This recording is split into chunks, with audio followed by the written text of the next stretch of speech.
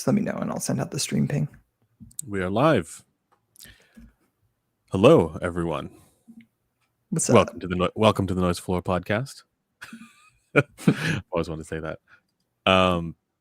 It's just myself and Professor Warmpoo over here today. Oh, I need to have like some cards, right, for the names for different people. Professor. Yeah, I should, or I could just well, no, it doesn't show the ping.gg names, right? No, it doesn't. No, but I could make them separately and add them, and then people will know. Okay. Got you. Yeah, we'll do a bit of a lighter stream this week. Yeah, definitely. We don't have Mr. Blen with us today. He had a scheduling conflict, so couldn't make it. But we are still here with all of the energy that I am sleepy today, man. I need like so much more coffee. Did you have any coffee yet? Yes, I did. But like, it's like a fraction of what I need for today. Mildly hungover as well. I need to stop drinking. It's terrible. It's bad for my health. I mean, I say that it's not like I'm drinking a lot. I just, yeah. I forget. Are you like a wine or a liquor guy? I like both, but my problem isn't actually the amount that I drink. It's more that like I have like kind of like a really rough stomach these days. So yeah, no, I know. I think like that. That's why I'm confused why you drink at home. I don't really drink very much, but it's still unpleasant. Yeah. So I should just stop. Yeah, no, I don't drink a lot for the same reason. Like, I think your stomach issues are significantly worse than mine, but yes. I have my own. That's how it goes, right? Like, that's one is not in audio unless one has debilitating health issues of some kind. Yeah. Listener with the long mic. They have the same mic. It's just that your camera angle makes it look more. Yeah, I just put it closer to me this time. Just because it was kind of in a rush to set up, and signal to noise, want to make sure that's better because this is a very echoey room, as I've learned. Indeed, as is mine. We can launch right into the stream today. So once again, thanks for folks for being here. Nice to see everybody in the chat. As usual, this podcast is made possible by headphones.com. Check out headphones.com for your next audio purchase. If you want to support us, just consider headphones.com. If you're browsing and you're like, I'm interested in getting something rather than going to Amazon. You can get better customer service with headphones.com, longer return policies, and you get to support us in the process, which is great. Even if it's something that we've said is not good. We could probably still sell it. This is actually something I want to talk about in today's stream as well, which is that like, let's do it. People buy headphones and audio products for all kinds of reasons, and the most recent video we did on the Eris is kind of an example of that. I think there's something interesting there to explore. Oh, Blaine's here. What the hell, man? What the hell? He just didn't want to participate. He's like, fuck those guys. He just doesn't want to hang out with us. He just doesn't like us anymore. Yeah. As usual, guys, we have Headphone Show Bingo or Noise Floor Bingo pinned at the top here. We have updated it, but I think we can do a better job of like kind of wiping the board and kind of starting again. So we'll do that for the next one. If you guys want to listen to this as a podcast and you don't want to look at our faces, which again is totally understandable, this is available in various podcasting platforms like Spotify and Amazon. You can check that out. And you can basically stop watching this right now if you want. But it does populate like a couple of days after this goes live, so you're watching it as it unfolds. Yeah. Is Blaine hiding because he's wearing Eris? Yes, that's what's going on. Anyways, I think we can launch into our topics. Do you want to go with I noticed we have there's some news from this past week from some recent products that were announced. Do you want to talk about that first, or do you want to cover that in recent impressions? What new products are you thinking about? I'm thinking of there's a Sony headphone that got announced. I totally forgot about that, but yeah, you're absolutely right. Let's do some news. Yeah, we'll do some news. Let's do some news first. Do you want to do news and impressions first, and then? Yeah, sure. News and impressions first. Okay. Yeah.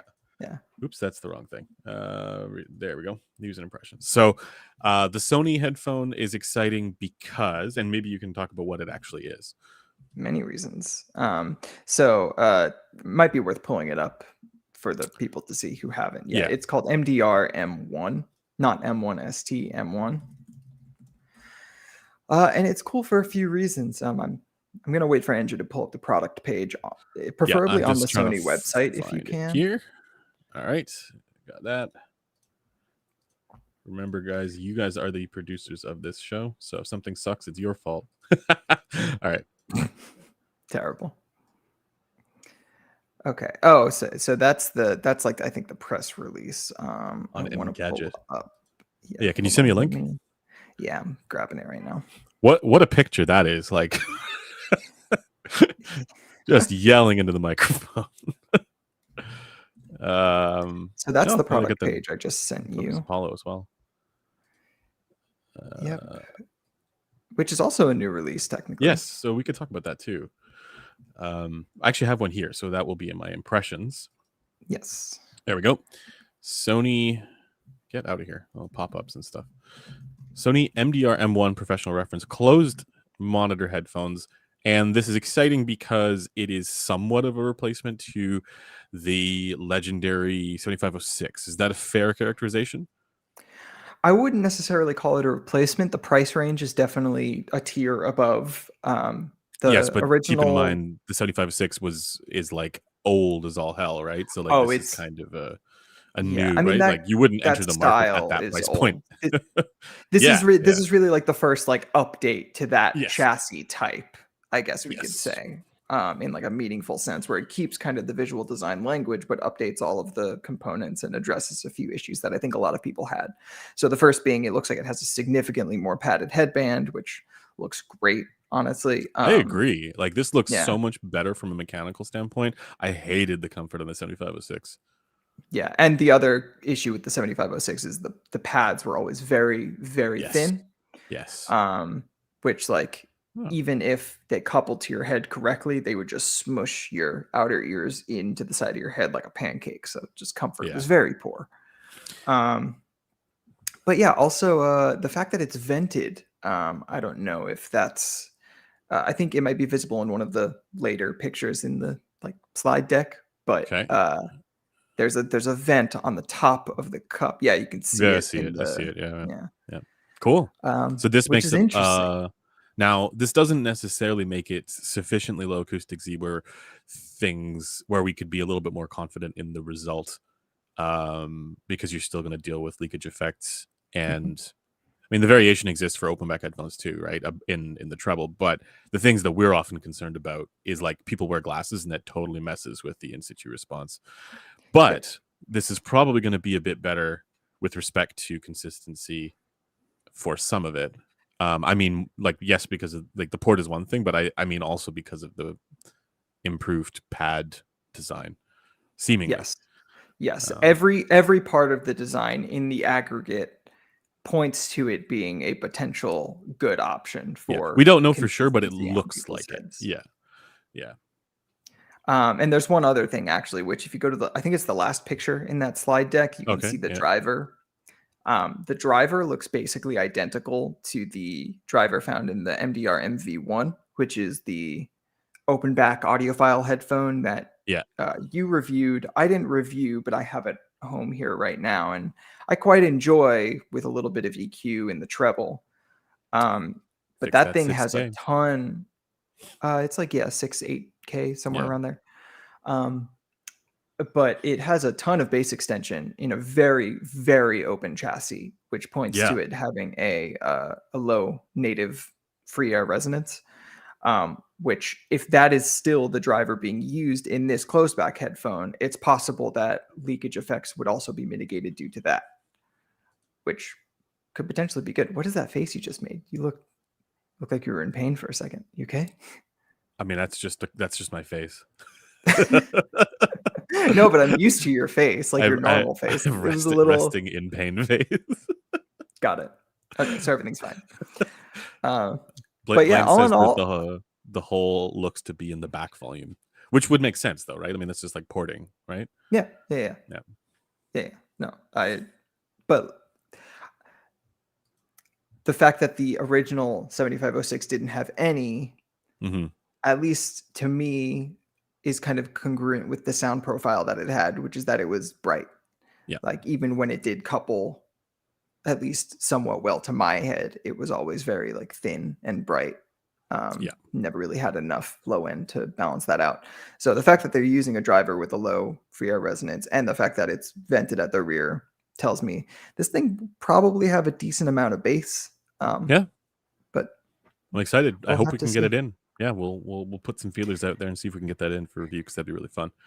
Yeah, did you end up contacting anyone? No, but I No, I will next week. Remind me. We'll put the will do. feelers out there and try and get this one in. The issue is more actually shipping to Canada, so like maybe I'll get it. See if I can get it shipped to you. Yeah. Like usually it's Doug. fine Doug actually is the to one ship that to we should Canada. have review this one. Yes, sorry, yeah. I mean, Right. usually it's fine to ship stuff to Canada. It's just that I know that Sony's process for this is not the most ideal. So we'll see if we can Yeah. get it sent to Dongers. There's also another headphone that got announced, which is the Beyer Dynamic Aventho 300, I believe it's called. Let me Yes. just pull If you this want to up. pull that up. This is on the Sound Guys website. They did a press release, I believe, Mhm. um, which we should probably also put up. Shout outs to Sound Guys.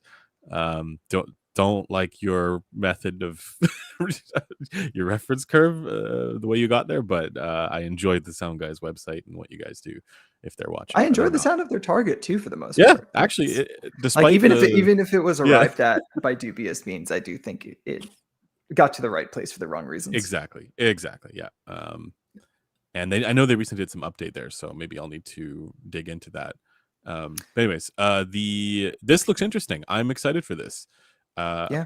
a biodynamic. I mean, I hope they get the sound right. I'm not the most confident they'll be able to do that because biodynamic hasn't in the past with many of their products, but it looks mechanically very good. Hmm.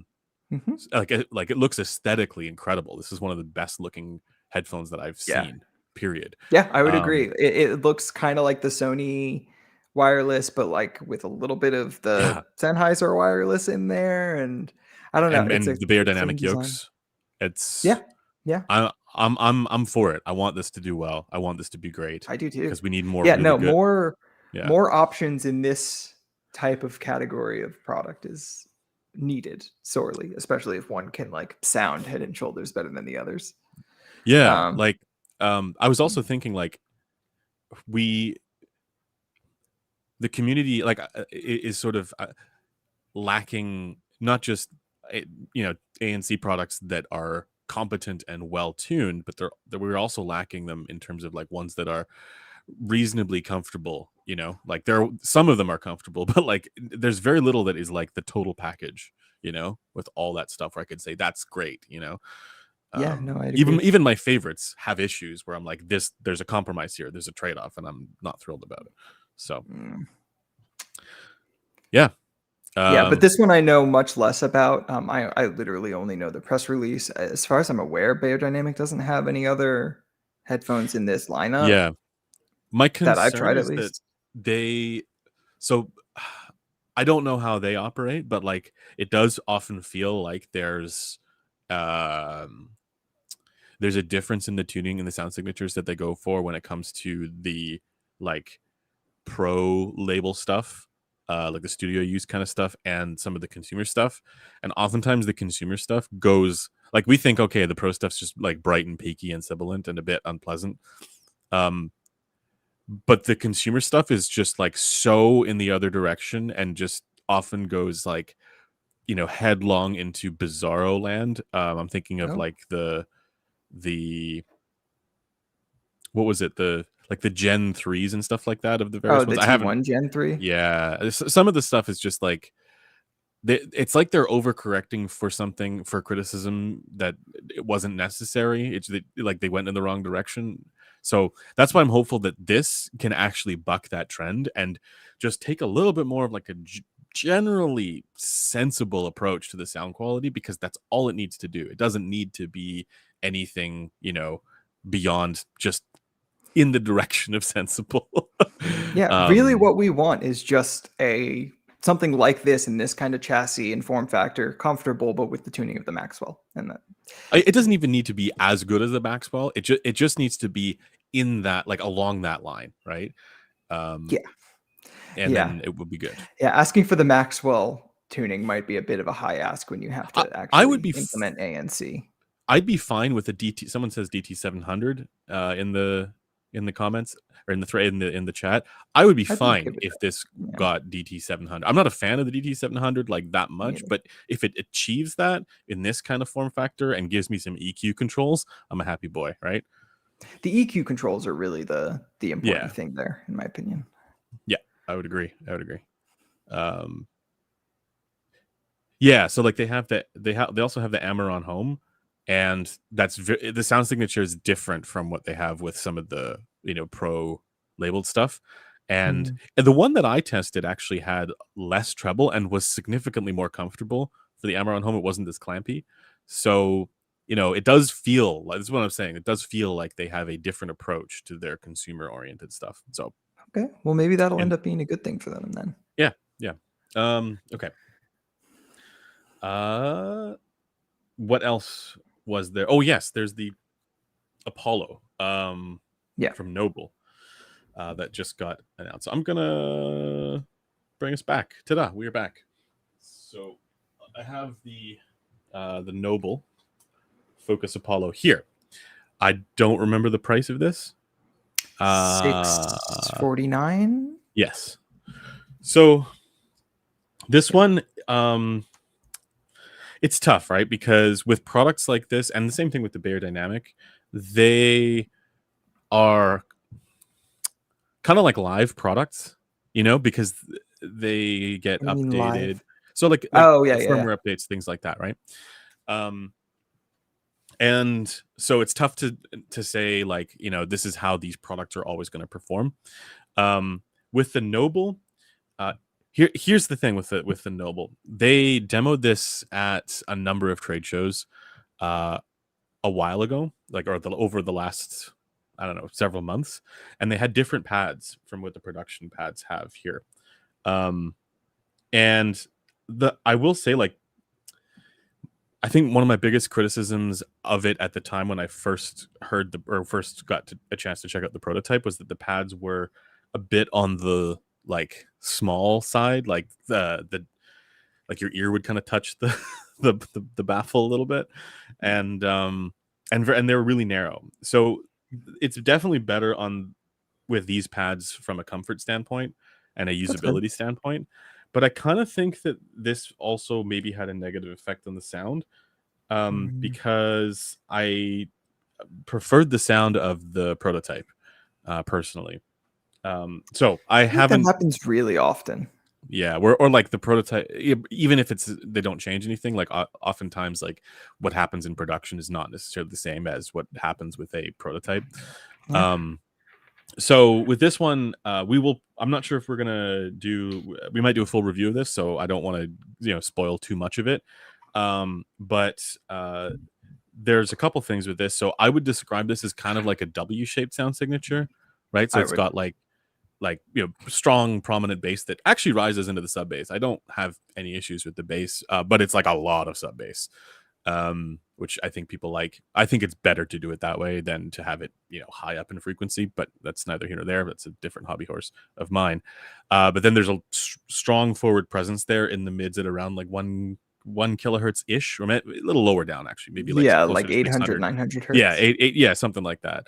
And then it has lots of ear gain. The treble is a bit on the strident side, but the overall level is appropriate, right? So like between like, man, it's a bit peaky at around 3K, but beyond that, it's roughly the right amount of ear gain that you would want. It's just that it's a bit on the strident side. Strident. Yeah. It's a really I would fun also term. say there's like between that like 800 Yeah. 1 kilohertz thing and the ear gain rise, it's a bit of like a scoop at 2K. Well, it depends on it really depends on if you're talking about the ANC mode or the ANC off, because the sound signature is very different between those two. Actually, I felt that like it region was is mostly like tilt differences more than like uh fine grain differences. the biggest difference is in the lower mids, between ANC on and Yes. ANC off. Yes. But yeah, that you're right though. That 2K kind of like dip is pretty consistent throughout, or like one to 2K. Um, but there's a couple things I wanted to mention with this. One is that it's using, I believe, still two driver setup with a planar driver for the tweeter. And that's one of the reasons why you see that response being maybe not quite as smooth as it would be if it were just like a consistent dynamic driver up there. But you do get maybe more treble extension than what they would have gotten otherwise, or more treble brilliance. I don't know what else to say. Uh, but the other thing I want to mention about this is that they have a, it's one of the few companies who's put out a product that has a significant amount of customization in the app. Like Hmm. it's like the core functionality of the app, which is, it's quite bare bones, but the functionality that's there is a 10 band EQ, um, which is Parametric? no, but it's, and you can't input the values. And this is one area where I would love to chat with somebody about that and ask, why did you put these in the places that you did? Because I really feel like they, it could be so much better if it was just spaced out a little bit differently. But a 10 Is band EQ is a Did they lot just do better. that octave thing where it's like 63, 125, 250, 500, No, 1000, it's 2000? no, Or it's no? like things make sense until you get to like, I can't remember what Upper the exact, mids? it's no, it's actually like between, there's a gap. It goes from like 1K or something like that to 3K for some reason. So there's like a bunch, there's an area missing where I'd be like, I'd love to fill that in, but I can't. you know? At the very least, though, it is granular enough for the areas that you might want to adjust in ANC mode, in the lower mid. Cool. So that's good. And you don't really need to like you. My biggest pet peeve with a lot of these products is like, even if you get like a 3 band EQ or a 5 band EQ, it's never, you can never really turn the bass into good bass because the bass is always this massive droning thing, and all you get is like a shelf function that starts in the wrong spot, right? Or it's like, you know, uh even in some cases, if it's a peak filter, it's just not, it's never in the right spot to fix the issue with the headphone. And in this case, because the bass is so focused down low, you don't really have to. Mm. Still, I think that that's one area where I would push on them to, maybe do something else, something with the DSP to improve the general sound signature, or provide people the options to do that with the software, or input, specific values. But the fact that it has a 10 band EQ on its own is already a very good thing, and better than what a lot of companies have. um, the comfort is also pretty good. I'm not a huge fan of the top headband. uh, Mm. but other than that, I think the comfort is good. And the one benefit of this over the Batiste is that you know the Batiste, like it kind of like does this when you're walking around outside, No, because of the I've way that I've never worn it oh, okay. outside. I've only worn it at a show. Okay, yeah. So like when you're walking around, it kind of moves around a little bit, given the like ultra compliant nature of the pads, and Mm, that makes it not as consistent, for things like its ANC performance. With this, it's a lot more consistent. It basically just stays in place, for me at least. Now that you Um, mention it, how is the ANC? Have you put it through the it's good. ringer Yeah, and that? Yeah. it's. I mean, for most of these products, they're not on the level of what you get with like Apple and Sony and Bose, right? Like they are still typically the leaders, but I would say this is pretty good. Um, I this might actually even be better than what you get on the Batiste. I'm not gonna say that I like this better than the Batiste because I don't. The sound quality overall is, I'm not a fan generally. Um, but the thing is, like, as a platform, is it terrible? I don't think so. Um, I think they need to maybe make some, now that there's new pads, different pads. I think they maybe need to like update the DSP to accommodate that. Yeah, That would I be mean, my hopefully they can do that. As you opinion. said, it's a live product, so Yeah. So I'm not. We need to still do a lot more testing before we put out a review. I'm not sure when that's going to be, but that's on our radar. Um, got what else? you wanted Impressions. to do Cosmo. Yeah, man. Okay. The Moondrop Cosmo. Um, God damn, this is a fantastic sounding headphone. Like this is like the most audiophile headphone in the best of ways. The In terms most of audiophile headphone. sound quality, Interesting. because it's not, I wouldn't say this is like evenly balanced. Like it has some pretty distinct colorations in the mids, but it's in a way that's so enjoyable to me with the kind of music that I listen to a lot. So for Mhm, like a lot of, jazz music, piano recordings, like this is one like straight up when you measure it, it looks kind of weird.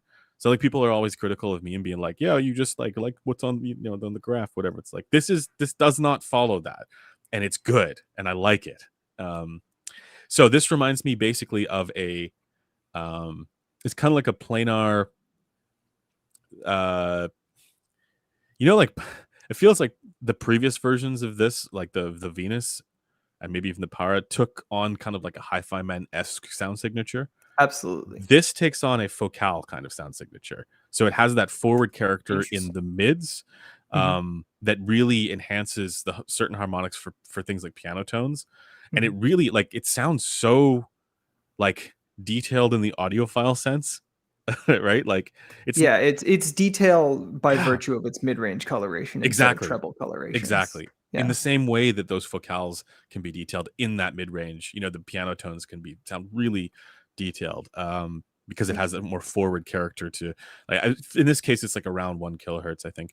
Mhm. And actually, another comparison would be like with certain Stax headphones that also have this kind of forward 1 kilohertz character Hard agree. for Yep, acoustic, or like instrumental tones, right? That kind of stuff. right. It's But it's not as phenomenal bright for as that. those either, up No, in and the up that's in, the like, the thing. air. The Yeah. treble is relaxed on this. The treble is subdued. So I don't get any treble fatigue with this at all.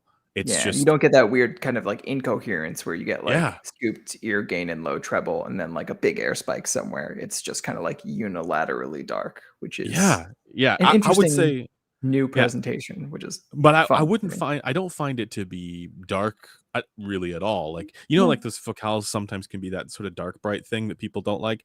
Um, I don't find that with this at all. It's just Yeah, kind me of like neither. a much more consistent treble presentation that's just a little bit pulled back, and the upper treble it comes back again, and you might not like that about it, but like it's just really well it's really well balanced in that sort of like tasteful coloration sense, and one that I think like I can get behind this, man. Like this is exactly what I want from tasteful colorations. Yeah, I would As agree. far as the rest of the headphone is concerned, um, I I don't actually find it that uncomfortable, but there's some really strange choices. Like I don't. Okay, I have a massive head, right? Correct. This is The known. This is known. The clicks are at the lowest position for me, and this I would never want to go higher on this. And look at how much, like, who is doing this? Whose head is so No, large that you would absolutely no need to one is do doing that. this? That's insane. So that's one thing. The Yeah. other, again, because of the head's general largesse, uh, I don't have as much of a problem, I think, as you do with the overall comfort. But the Yeah. other thing to consider is that the pads here are very thin, Mhm. which means that some of the ergonomically less ideal things about it, um, are not lessened by thick, cushiony, compressy pads. Right, that's something that Yeah. I think a lot of headphones are able to kind of, like the Odyssey headphones. If they had thin pads, they'd be very uncomfortable. Absolutely, Yeah. yeah. So Yeah, yeah, yeah. I will say that the head strap on that, I actually do quite like it's in wide. terms of it. Yeah, What's up? it's wide. The It's strap. wide and it's fabric, so it just kinda, Yeah, like, conforms to the shape. It's just yeah. too big for me. Really huge ear pads too. Like the opening is Yeah. massive. I like that about it. Mhm. And also the pad quality feels fine. Like I don't have issues with the pads themselves. Yeah, it's They're okay. just Could be better, could be worse. could be better, could be worse. It's just that they're not like super Premium cushiony and feeling? yeah, Yeah. yeah. Have you Um, taken them off? the pads, no. Yeah. You should. You should just, Oh, like, okay. just right now, just pull it off. Like, And pad swap. Oh, no, just look at how easy that is because it's a yeah. magnetic. a fixed thing that you can take out. You can take out that metal disc and put it in another pad, and then just pop that right on. So I would love to see what they could do with this and different pads. But man, I'm super impressed with this headphone, and I'm I a bit think surprised that you were, but like, why you know, why is that? uh, Because it's well, mechanically just because not that it's a great. weird tuning. It's like the kind of tuning where Oh you can't just be like everyone is gonna like this, yeah, no, Like like I don't think everyone's gonna like this, but I I felt a definitely little do. I bit weird freaking about love it. praising it as much as I did, but like I quite enjoyed it Yeah. sonically. So it's nice to get some corroboration on I that. I think if like you know how like people do like the headband, you do the capper strap thing, but like there's other people who use like Mhm. the ZMF headband and stuff like that. There's probably some sort of like ergonomic improvements that could be made to this through modifications that don't affect the sound. And I think once that's there, this is like close to being an endgame headphone. I think. Um, you know, I it's think the not. comfort is really the That's the downside issue. That's what I'm there, saying. If you and can and and modify I it, do think most people will still want EQ. Like I do think the bass is a little yes. bit So it's lean. deficient for people. That's the Yeah, thing, right? definitely So like lean. I would agree, and I did EQ that, but like I mean, you could say the same for so many open back headphones, Oh yeah, no, of especially with the course. planars, Yeah, right? Like, so yeah, like as a result, it's interesting, right? Because like you looking at the frequency response, you wouldn't think that it would sound lean in the bass because it is fully extended, but it's because of that more forward kind of like as things get into the upper mid range for the balance, it's more forward there, like not totally upper mid range, but kind of the 1K ish region. yeah, no, I know what That you mean. maybe is what's sort of responsible, like the balance shifting to that part of the frequency range, maybe kind of tilting things a bit, and that might be Yeah, like the why. rise from like 200 hertz into 1 kilohertz is like DF. It's not like Yeah, it, so it's like an upward rise actually. exactly. It's not like perfectly. You don't get that sort of warmth that you would normally get from flat extension, like from 900 hertz all the way down, which is usually a bit more forward at like 200 hertz. You don't get that with this one. At least Yeah, I and don't. it's also not like the other planars that have flat extension in that there's no like there's 1 kilohertz forwardness and not really as much of like the 2 kilohertz scoop into the 3 kilohertz rise where it's like Yeah. a notable 2K scoop versus warm mids. It's Yep. just like it's more like Odyssey in that Yes. way. Yeah. So I think with the base shelf, that's that could be kind of end game. Maybe If not the for comfort works, comfort, yeah. if the comfort works, but for the sound Yeah. quality, and I when I EQ it, I do also reduce that like 1K thing by just like a tiny little Yeah. bit, but I That don't makes feel all the the sense need in the world to. to me. Like, Yeah. yeah, I do. Yeah, yeah, I yeah. reduce it, but like I still like it without, as well, especially for piano music. So Yes. very much enjoy my time with that product when I am able to deal with the comforts. I was Yeah. gonna wear it for the stream, and then I put it on this morning. I was like, no, not for Yeah. this.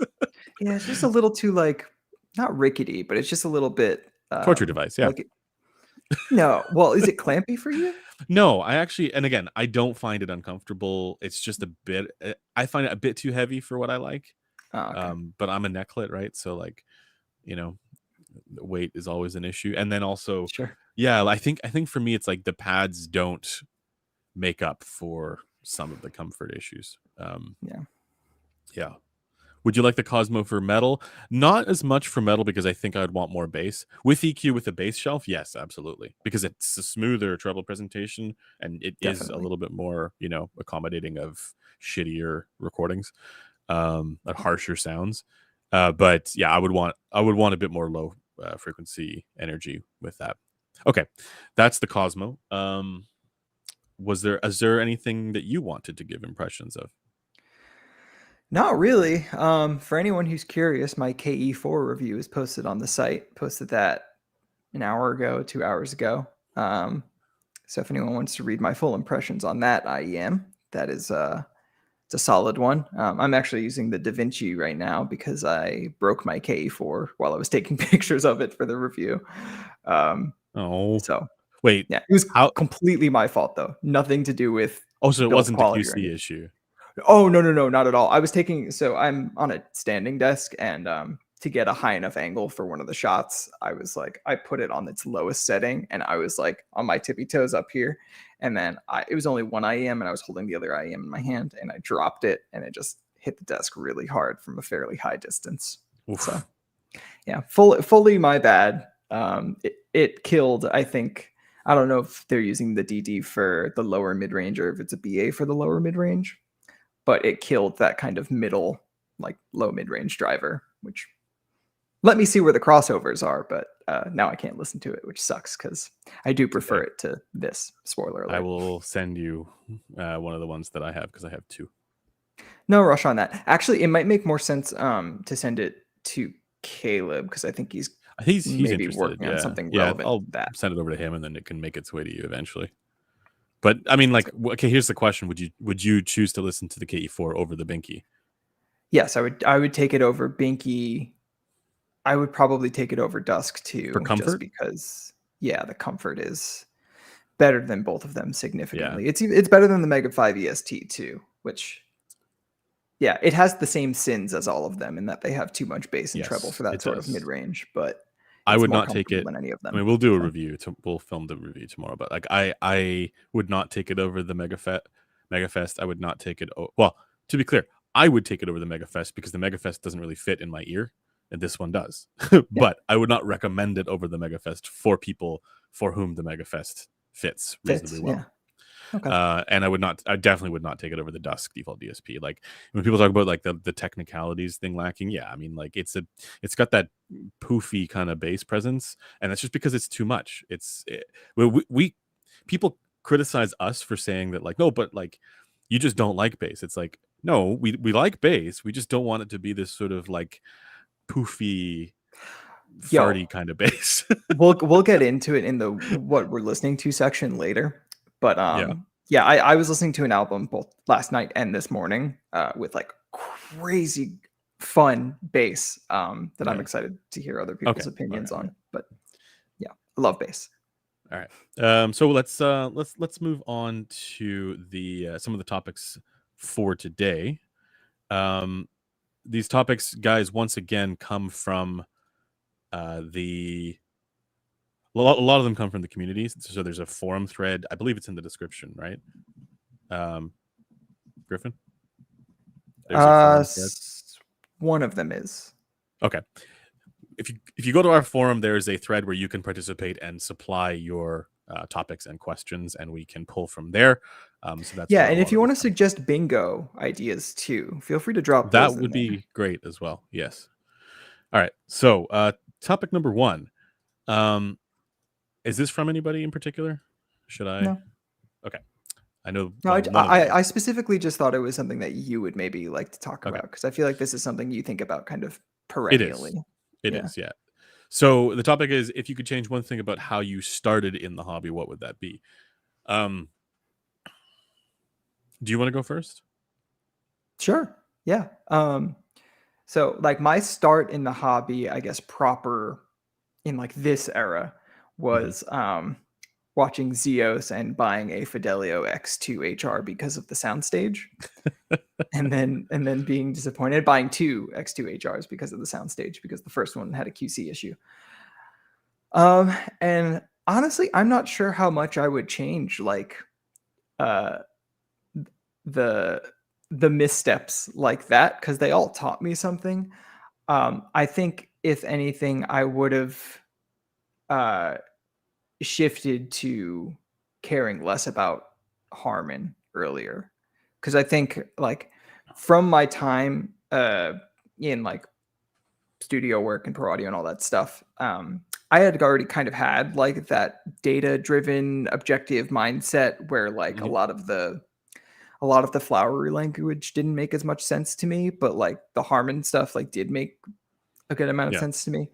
Um, but I think if I had spent less time kind of like sniffing to exact adherence with Harmon or caring about things measuring like close to Harmon, like the X2, I probably would have been able to find something enjoyable quicker. So Because you would have tried to be HRTF pilled earlier on. yes, Okay, yeah, that's fair. Um, I don't know.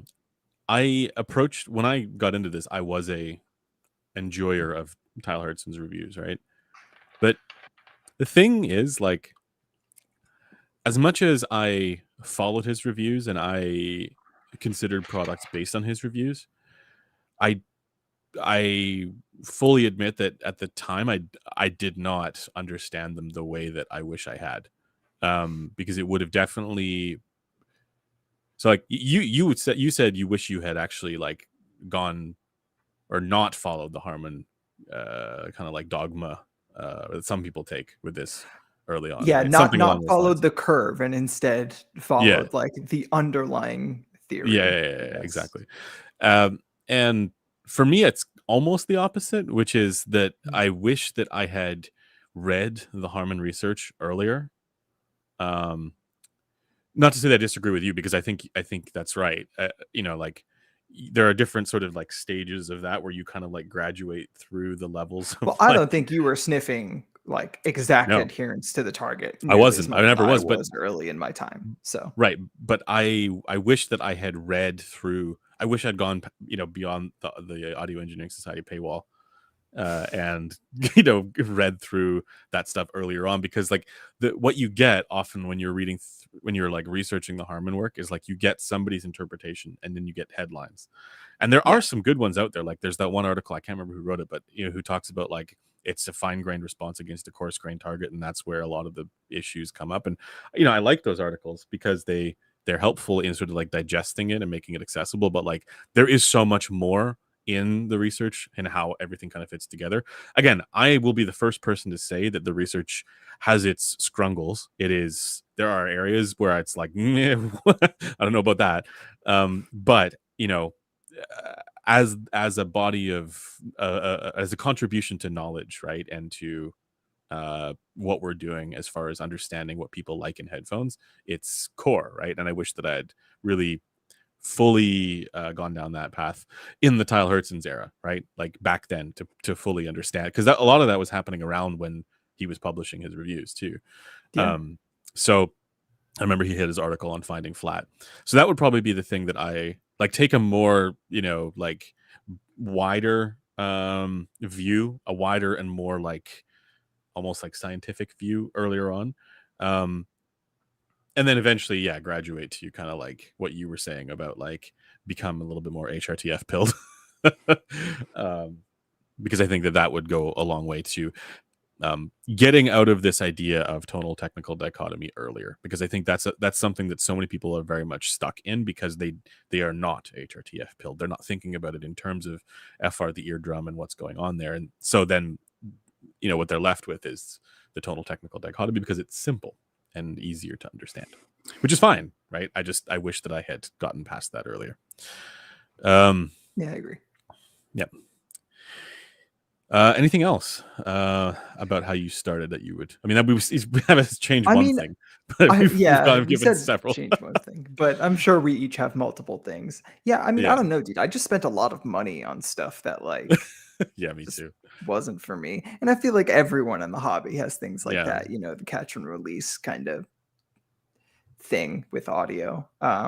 Which is why a store with a good return policy can be so important. But indeed, indeed. yeah, I don't know. I The guess I the just wish I bought buyers. HD 800 earlier too. Oh God, no. No, I'm just kidding, because you EQ I it. know you're kidding. It's just I don't know why But a lot of you people even don't realize bother. that you EQ it. I think No, most people at this point get the it's picture. yeah, it's a good headphone. Even Dr. Olive said so. Bye, Blaine. In the roasting of Blaine. It is important to roast Blaine. It is important to roast Blaine, yeah. Um Actually, so like related to this topic, was there ever a time when you sort of like had this idea of, this is a really expensive thing that I'm considering buying, and it's going to be this really amazing experience, and did your brain go to kind of like price bias, you know? And Yeah, I think I would say my limited but uh, still tangible experience with source gear is ah, absolutely okay. One that. of them, yeah. Yeah, yeah. Um, yeah. The so like the reason I'm asking is like, imagine like or the past, like, I don't know, 4 years of your life and the body of knowledge that you've, ingested uh, with this stuff. Imagine you just sort of like abstract all of that away and put yourself in that same kind of like zone that you may have been in however many years ago. Mhm. A lot of these products carry with them a kind of like um, presence or aura around them. It sounds like woo woo and wishy washy, but like there's a No, kind I of know like what you mean. Yeah. mystery to some of these because they are prohibitively expensive and people don't Yeah. have access to them. They look fancy, they seem luxurious, and you think this is going to be this wonderful and incredible experience. And in some cases is, right? Like in some, I Yeah. don't want to say people I think aren't for a having great lot of people, experiences. like It's great. the Yeah. hype ends up It, meeting the expectations once they yeah. actually It's try it. totally right. It's Yeah. part of that, right? Um, but so here's my kind of like somewhat spicy take on this, and I talked to Taryn about this from time to time as well, which is that like sometimes I wish I could just go back to that because I would have this extra kind of like reverence for these products as kind of like the nexus of art and science rather than just thinking about them as like the ice cream delivery device, right? Or the glass that that your music Yeah, is supposed to. You get what I mean, right? Like I there's an do. element Yeah. of appreciation for these sort of like luxury products that, or and not even appreciation because you don't even get to try them, right? Like Yeah. in many cases, it's like aspirational, and Yeah. I there's an was element literally of about that. to use that word. Yes. Yeah, there's an element of that that kind of goes away the more you learn about this and more you understand it, right? The spell gets kind of broken a little bit, and I Yeah. envy in many ways uh you know those people who get to have those experiences for the first time. Yeah. Even Yeah. though Of we course. try and push people kind of like in the direction of knowledge and understanding and price not being correlated and all this stuff. Yeah. So And I mean, I think that just comes from the fact that we have been around long enough to know it's not just us whose path kind of goes the way you're talking about, where they yes. start with a more kind of holistic appreciation for the things in front of them and the experiences they're having. And then as they try more and more things, that can kind of, yeah, the spell kind of gets broken as you, Yeah. yeah. Related to this topic, um, maybe this is a good place for it, but like I sort of just brought up off the top of my head that like we could talk a bit about like the reasons why people buy things. And it's not, we know that it's not related to sound quality. We've talked about that here in the past. But Well, yeah. um the recent review that Cameron and I did of the Eris and some of the reaction to that was another interesting indicator to me of how we focus a lot on like the nerdiest elements of sound quality that nobody really needs to know about well, unless you're like also that nerdy about it. um but also the vast majority of people aren't making purchase decisions around Mhm. because the purchase decisions are based around things. I don't know how to frame this. I mean, they're Well, let me give an unrelated to sound. example based on what we were just talking about. Like the Sure. HD800 was my first aspirational headphone, period. And it had nothing Hmm. to do with the sound because I didn't hear it. It had everything to do with the way it looked and the way people talked about it. And like I was absolutely like a soundstage chaser when I started out. And there was a certain aspect of the experience that I had mythologized in my head as the Yes. most important thing. And, once I got it, it ended up not being as important as other things. But it doesn't mean that like every time I look at that headphone, I don't still get reminded of me in like 2009 and 2010 being like, oh, Right. that's the coolest thing in the world. Like, even if the experience doesn't align with that once I put it on my head and listen to it anymore, like, there's still an extra sense of joy that comes Yes. with that feeling of having bought the thing I really wanted for like more than a decade. Yeah. Um, so I'm bringing up the Eris review because there's an interesting parallel with a product like the Eris and a product like the DMS Omega.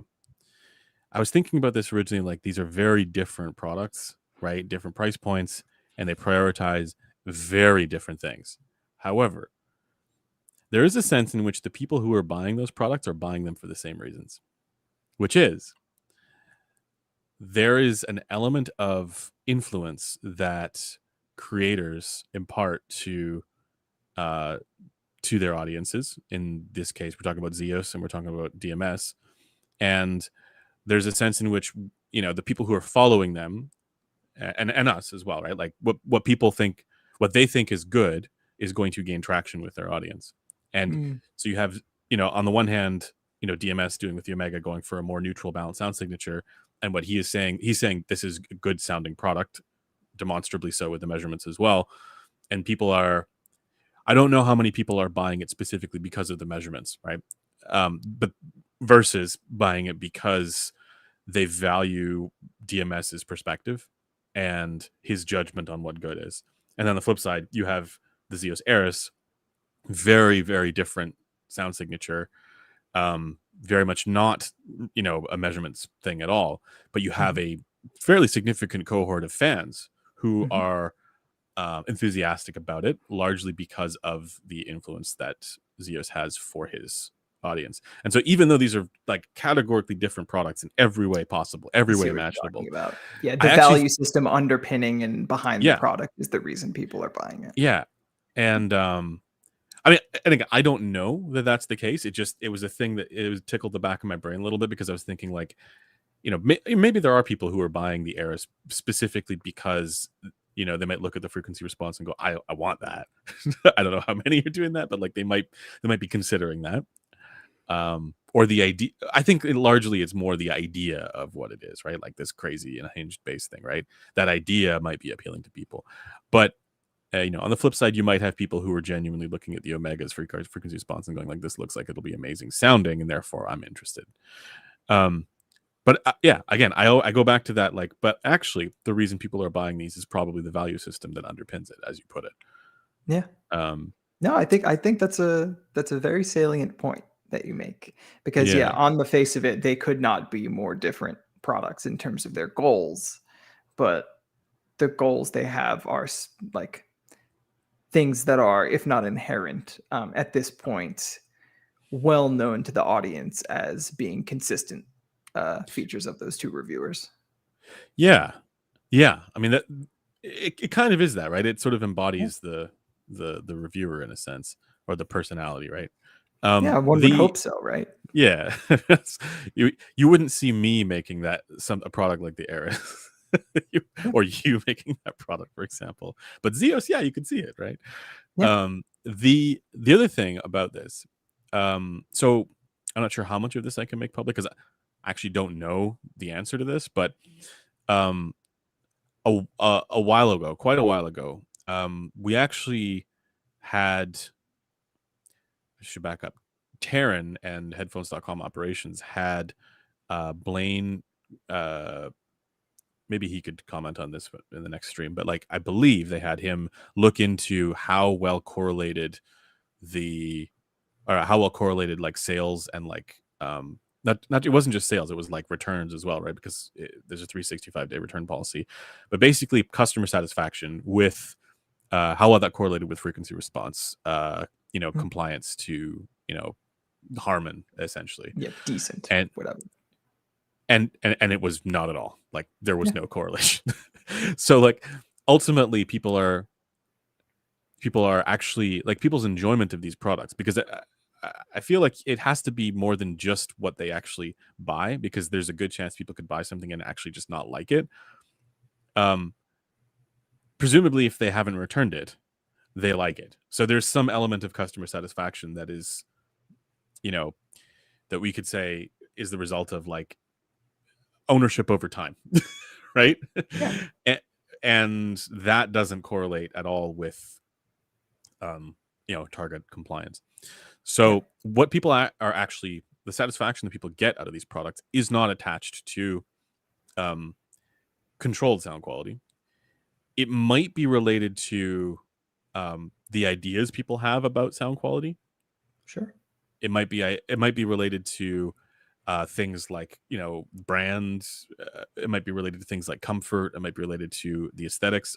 All those things that we know from that other paper as well, Hmm. about how things rank for people's purchase decisions. Yeah, and Um, I mean, I have my own problems with that paper, but I think the conclusions are fairly like uncontroversial once you've mhm. like been around and like even just like been to a trade show and talked to other enthusiasts and like see people like posting their desk setups and stuff like that. Like Right. I wouldn't be surprised if a large reason certain headphones don't get returned have nothing to do with their sound quality, but have everything to do with like yes, how comfortable they are, but also how they look on a desk when you're How they not using fit them. with the rest of the vibe. Yeah, that's a good point. Morning Sun, a good name actually. Just to address this, when you say if we didn't return it, we liked it. No, some of us sold those things. I'm talking specifically about the headphones that have been purchased through headphones.com, where there is a 365-day return policy. And so to correlate, the idea was basically to see how whether there was something to returns and non-compliance with various targets. I think we're talking about Harman here, but then also like the ones that people would have kept. So I say this not knowing the rest of the story there, and maybe this is something Blaine can fill us in on, but I presume that it was about trying to see how much sound quality was actually correlated with, or like again, controlled sound quality was correlated with customer satisfaction, and it was not at all. Right. So frequency response, we know that in controlled situations, this is the determining factor for sound quality, but in sighted, uncontrolled situations, it's not at all, or it's not at all correlated. So, that's something that I don't know how this relates exactly to the topic at hand, but it's something that like I feel when we're doing reviews, we often miss maybe some of those additional things. But the problem is that we're so far down the rabbit hole that it's difficult to, go back to that place, to be that sweet summer child and be able to appreciate some of the things that people are genuinely appreciating about these products. Yeah. That mythology. Yeah, absolutely. And like, Yeah. I think most of us can put ourselves in the headspace of like, for example, even if this frequency response isn't exactly to my taste, someone might hear this as a, positive soundstage experience or something like that. Or, not necessarily saying like this tone is bad, but this quality excuses it, but that even though I think the tone is bad, someone else might think the tone is good because of this other thing. Yes. But I think when it comes to taking that a step further and like, I guess like not even thinking about the tone, I think that's where I think you and I specifically probably have a little bit of a difficulty just because it matters so much to us. Well, and for a lot of people, they're not comparing this either. They're not EQing for starters, so that's a big like asterisk. But they're also not comparing with the amount of things that we would be able to, or would have the body of, I guess the rest of the stuff available, which is always it's difficult to know, right? That there was something else I was thinking about with this too, which is that like I think when looking at the headphones that had good compliance, like really good compliance with Harman, you would have to include things like the DCA Stealth, the Expanse, the E3, like those ones would feature strongly. But because of their highly variable in situ response, Bingo. yeah. So yeah, there you go. It's difficult to know. It's difficult to say that people were that sound quality was like that related to those products. And I don't know the full I don't know what that looks like as far as the returns and purchases, because again, we keep that part separate from the reviewers. I'm sure if I asked, we don't know. we could make it public, but we don't have any insight into that. I'm just thinking there's bound to be situations where, hey, those comply really well, but maybe they were returned because the in situ performance was not what somebody wanted, because it actually didn't have that kind of frequency response at their eardrums. Super Review says, maybe that's okay though. The aesthetic appeal or lack thereof isn't something people need reviews for. They likely make up their minds on that stuff. Interesting point. What they can't grok via photos is what it sounds like. Which interesting point. Yeah, no, I so like to an extent, I do still like a review to see how the product looks. But like that's a reason I'll like always watch a Zeos review, at least like the first few minutes of it, just because like first person perspective. he handles the things, and you see it on a desk, and you see it versus other pieces of gear, and you get more of a sense of its scale and maybe even its relative weight and stuff like that. Yeah. So like, yeah, a photo can do a lot. A video is a little bit better. But yeah, I think most of what Mark's saying there, I agree with. Why I'm getting pinged somehow. I think it's our writer server. Oh, okay. Yeah, okay. That's some interesting discussion on this in the chat here. Yeah, anything you want to call out? What makes an odd FR good? Why do people like the Zeus? So the Zeus is not the Eris. The Eris is unhinged madness. The Zeus is also V-shaped, but not as unpalatable in the treble, and the bass and everything in between. So I would not say that that's as odd. I don't know that it would be my. It's also quite comfortable, isn't it? It's very comfortable. It's incredibly comfortable. So there are probably other reasons people like it too. But as far as the sound quality is concerned, there are people who like that, right? Yeah, of course. My example here is more to do with the Cosmo, the Moondrop Cosmo, because I do think that it also has a somewhat odd FR. It's not that odd, but it's odd-ish. It's odd enough where you would look at it on a graph and go, I don't know that I would like that. Like nothing about the graph tells me that I would like that. And I really do. So what makes it good? Well, I think it comes down to like tasteful colorations. I mean, if you think about the frequency response of the eardrum, you have an infinite possibilities for tasteful coloration, and some of them are good, some of them are bad. A lot of it has to do with where the deviations are. A lot of it has to do with how those FR relationships relate to the balance between fundamental and harmonic tones for the music that you're listening to. And there's a sense in which for certain tones that can enhance things, and for others it might be actually less palatable depending on what you're listening to. So we're talking about like the fine grain stuff. A lot of it probably does depend on what you're listening to. And I would just also note that if you look at the targets are anchored to Harman, right? And this is a fairly coarse grained sense of what people like. There is less of a sense of fine grained stuff that people might like. And so it's difficult to say, it's difficult to point at a graph and say, I'm going to like these features without hearing it. Let's move on to the next topic here. Topic number 2. Is audio uniquely vulnerable to subjective illusions? And this is from somebody, right? This is from Mark. From Mark. Super review. Shout out. Shout outs. Oh yeah, I changed mine to be a further different thing.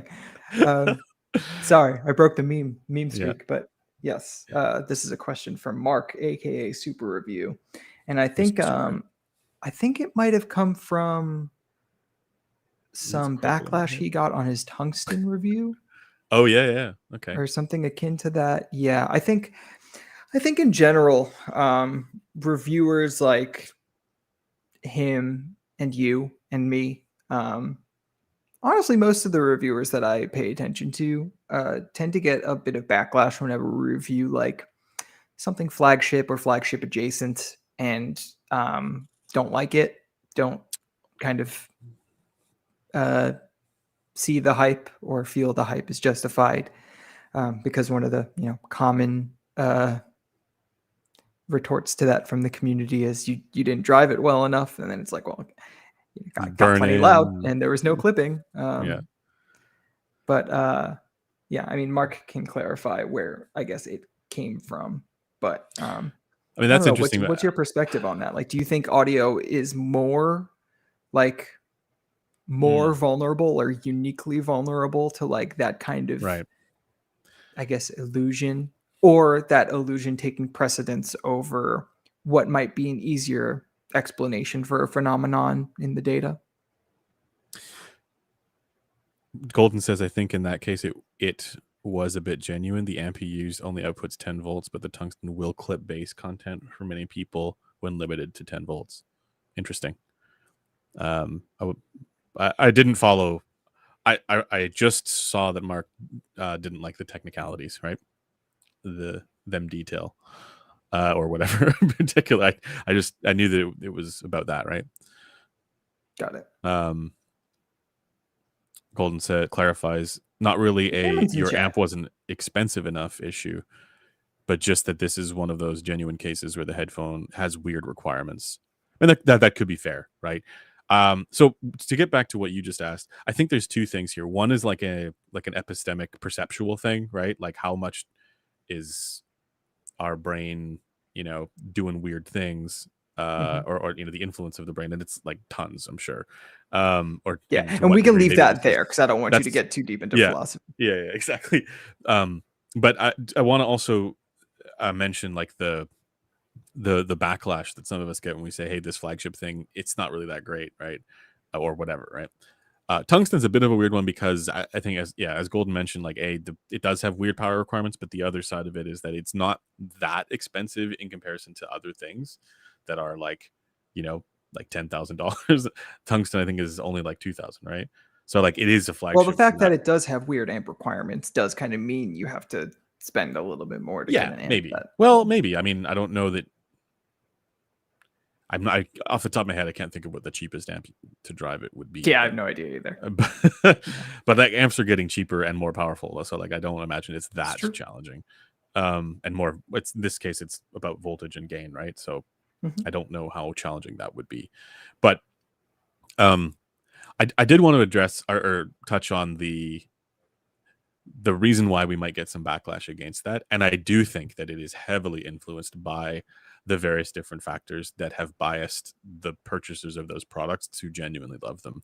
The Tungsten review is one example, maybe like Head5 probably is all up in arms, right? Because here's the thing, right? There are people who, a lot of people watch this stuff for purchase validation. And if you spent $2,000 on a product, you are more likely to get riled up about, somebody saying, "Hey, that thing that you spent $2,000 on, it's okay," and it's not this amazing. I think that's like he didn't even say it was bad. He actually said he liked it. He wasn't like overwhelmed with some of the subjective stuff that even I have reported as being good on the Tungsten.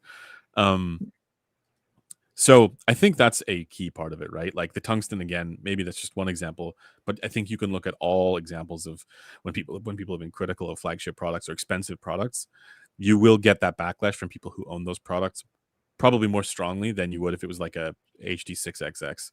Like, what are the stakes if someone doesn't like an HD6XX? It's not really that high. Your money is, it's weird how money has an effect, right? But I think that's one of those sort of subjective illusions that people don't really consider enough. Subjective illusions is a really broad thing. We can talk about the cited biases, but like I think you could include everything in that, right? Brand is massive. Yeah, right? like a lot of it entails actually the stuff that we just talked about. Yeah, like all of those factors could lead someone to get a little bit Totally. upset on the internet about someone saying the Tungsten is very good or whatever. Yeah. Like I know for a fact that like I didn't like the Tungsten at all. Like I just not at all my Was kind it of the thing. peak? It on was the drum? literally everything. It was like Everything, I okay. don't like super warm mids and I don't like planar treble, and it has both of those things. But like if I were to say that on Head5, like You get people would crucified. disregard the fact that I have a tonal preference and opt for the source gear thing. Of Like, course, more often because than not, which again might be like a legitimate thing with that headphone in particular. But isn't that also like kind of a mark against that headphone? Like, I feel like we're a little bit maybe too forgiving of headphones I don't with think like so at all. crazy power requirements. No, I don't think so. It reminds me of there was a review I think that on ASR where the guy, it might have even been of this is Vara, where the guy he said, I have a really strong sense of what power requirements are, what's reasonable for power requirements for headphones, and this is a bad headphone because it has higher requirements than than the equipment that I have. Yeah, I Or mean, I something wouldn't go as along. far as saying like something is a bad headphone because Yeah, it has that it's like, requirement, but it's a legitimate downside, I think. it is a legitimate thing to point out. It's just like that shouldn't be like a disqualification. Yeah, disqualification is strong. Yeah. Yeah. The other thing is with the tungsten in particular, I actually think that that's kind of its part of its uniqueness, the fact that everything's Part getting of its easier and selling easier to drive. points. Yeah, it's like an Yeah. HE6, right? It's like, but can it run Crisis, right? It's that whole. It's I mean, you wouldn't know that meme, but people know that meme, I right? know So it's that like, meme. I've okay, been on the internet long enough to know that okay, meme, but even if I'm not a it's gamer. that idea, and I think that Yeah. idea is there's something fun about that, and I don't know that I would say that that's uniquely a negative thing. I think that's just like there is certainly a negative thing about it, which is that it gatekeeps the product to a certain extent, and that's fine to point out. But at the same time, there's an element of mythology that arises out of that has a lot of people having potentially more fun with the hobby. It's a very Um, good point. that's yeah, it's to me, it's that HE6 thing. Um, Yeah. they get to Just sucks actually that a make use of reviewer it. kind of has to like, Yeah, yeah, kind of manage all of that stuff. But it's true. It's true. Someone says, "Hello, uh Mr. IEM hater man." He's talking about you or me. who's We both say the same things about yeah, IEM. we both say the same thing. Um Mark did say that this question was separate from the tungsten thing, Oh, though. He okay. just Okay. clarified that to me. Okay. So it's But I not do really so think, much about the tungsten as it is about like him feeling like, I guess, in many hobbies that he's in, that kind of mm, uh the illusions might rule the valuation of things. But I guess he feels like audio is specifically yeah, prone to that. which is the more philosophical kind of like, mind perception epistemology thing. Um, you know, Yeah. I won't go too far into that. Because we could talk about the phenomenal character of representational content, and then Griffin would leave. Well, I think they're just like fairly concrete things that would explain a lot Yeah, of the things people attribute to other things. yeah. So I was my whole bit on this is that I don't know that I would say that people who for whom the spell is intact on whatever illusions are created, I don't know that they're having I don't know that they're not having a better experience because of it, right? Like I would assume they're having a I better think they are experience. having a better Yeah. experience because of it, right? Like, and like it might be that, hey, if you in a controlled scenario, right? And you say you had the ability to do, low acoustic Z headphone, replicator. You say you had the ability to do all of that with the person, they might end up preferring, Harman or something else than the default sound sync. They probably would, right? We could say with very strong confidence they probably would. Um, but um yeah, I don't even know that I don't know that the people having a headphone that would be perfectly tuned to the ideal sound signature for them, where these illusions weren't part of the experience. I don't know that that would be better than a headphone that's not, and that does have all these these subjective illusions that are contributing to positive experiences. Um, Yeah, it would so depend very much on where the listener's coming from. yeah, and people aren't you and I might be doing this, people in the chat might be doing this, but people aren't questioning their experiences. Like they're not questioning to the same degree. They're not questioning like, hey, am I tricking myself? They're not hedging against these things as illusions. They're just buying a thing and enjoying it. And then sometimes, Yeah, that's way more fun. And in general, like that's why even if there are quantifiable explanations for a lot yeah, of the things that they might not be questioning, um, it's, it's pretty much always kind of in bad taste to like unprompted like offer those explanations to someone. you're like, Like, actually, what you're really yeah, no, like, experiencing is this. there's a reason like when people in some of the spaces I'm in are like talking about cables and like Oh yeah, how obvious of a difference they make. There's a reason I don't like pop in and be like, actually positional variation could explain all the differences, because like no, first of all, it makes you look bad. And second of all, it's like, why ruin their fun? actually, They're clearly vibing. and to do that, not to you because this is true as well, but to do that to the chat potentially, there are scenarios where cables could make a difference, like like that IEM, the one that has like 2 ohm impedance or something like that. and Yeah. it probably has a nonlinear impedance where you're like, actually, you know what? It's the Empire's one, I think. Many of them And do at this point, which is yeah, also kind of a yeah, thing I don't love. But yeah. So like we can play that actually game. Golden says it as well. It's like there is a scenario where a cable might actually make a difference. And it's funny because usually those same people are the ones who are like prompted by their experiences with different cables of like $3,000 IEMs that have ultra low impedance. And the cables that they purchased were like many thousands of dollars as well. And it did tangibly make a difference. And it's like, yeah, because you can literally measure that you have an impedance relationship change.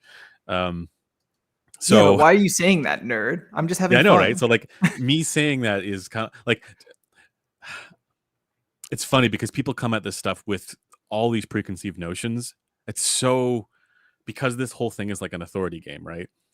Um, unfortunately, people come at this with so many preconceived notions about like, what someone's position might be. So like in that video that I did on cables, I had people on both sides of the fence on that subject extremely mad depending on which part of the video they watched.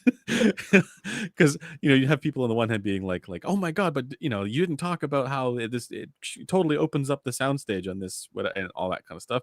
And then you'd have people on the other side being like, no, it never makes a difference, 0% chance that you're promoting snake oil here by saying there are scenarios where it does. And it's like, well, how do you even reach people like that who have these entrenched ideas about about this stuff with the truth about it? So anyways, that's more of a tangent.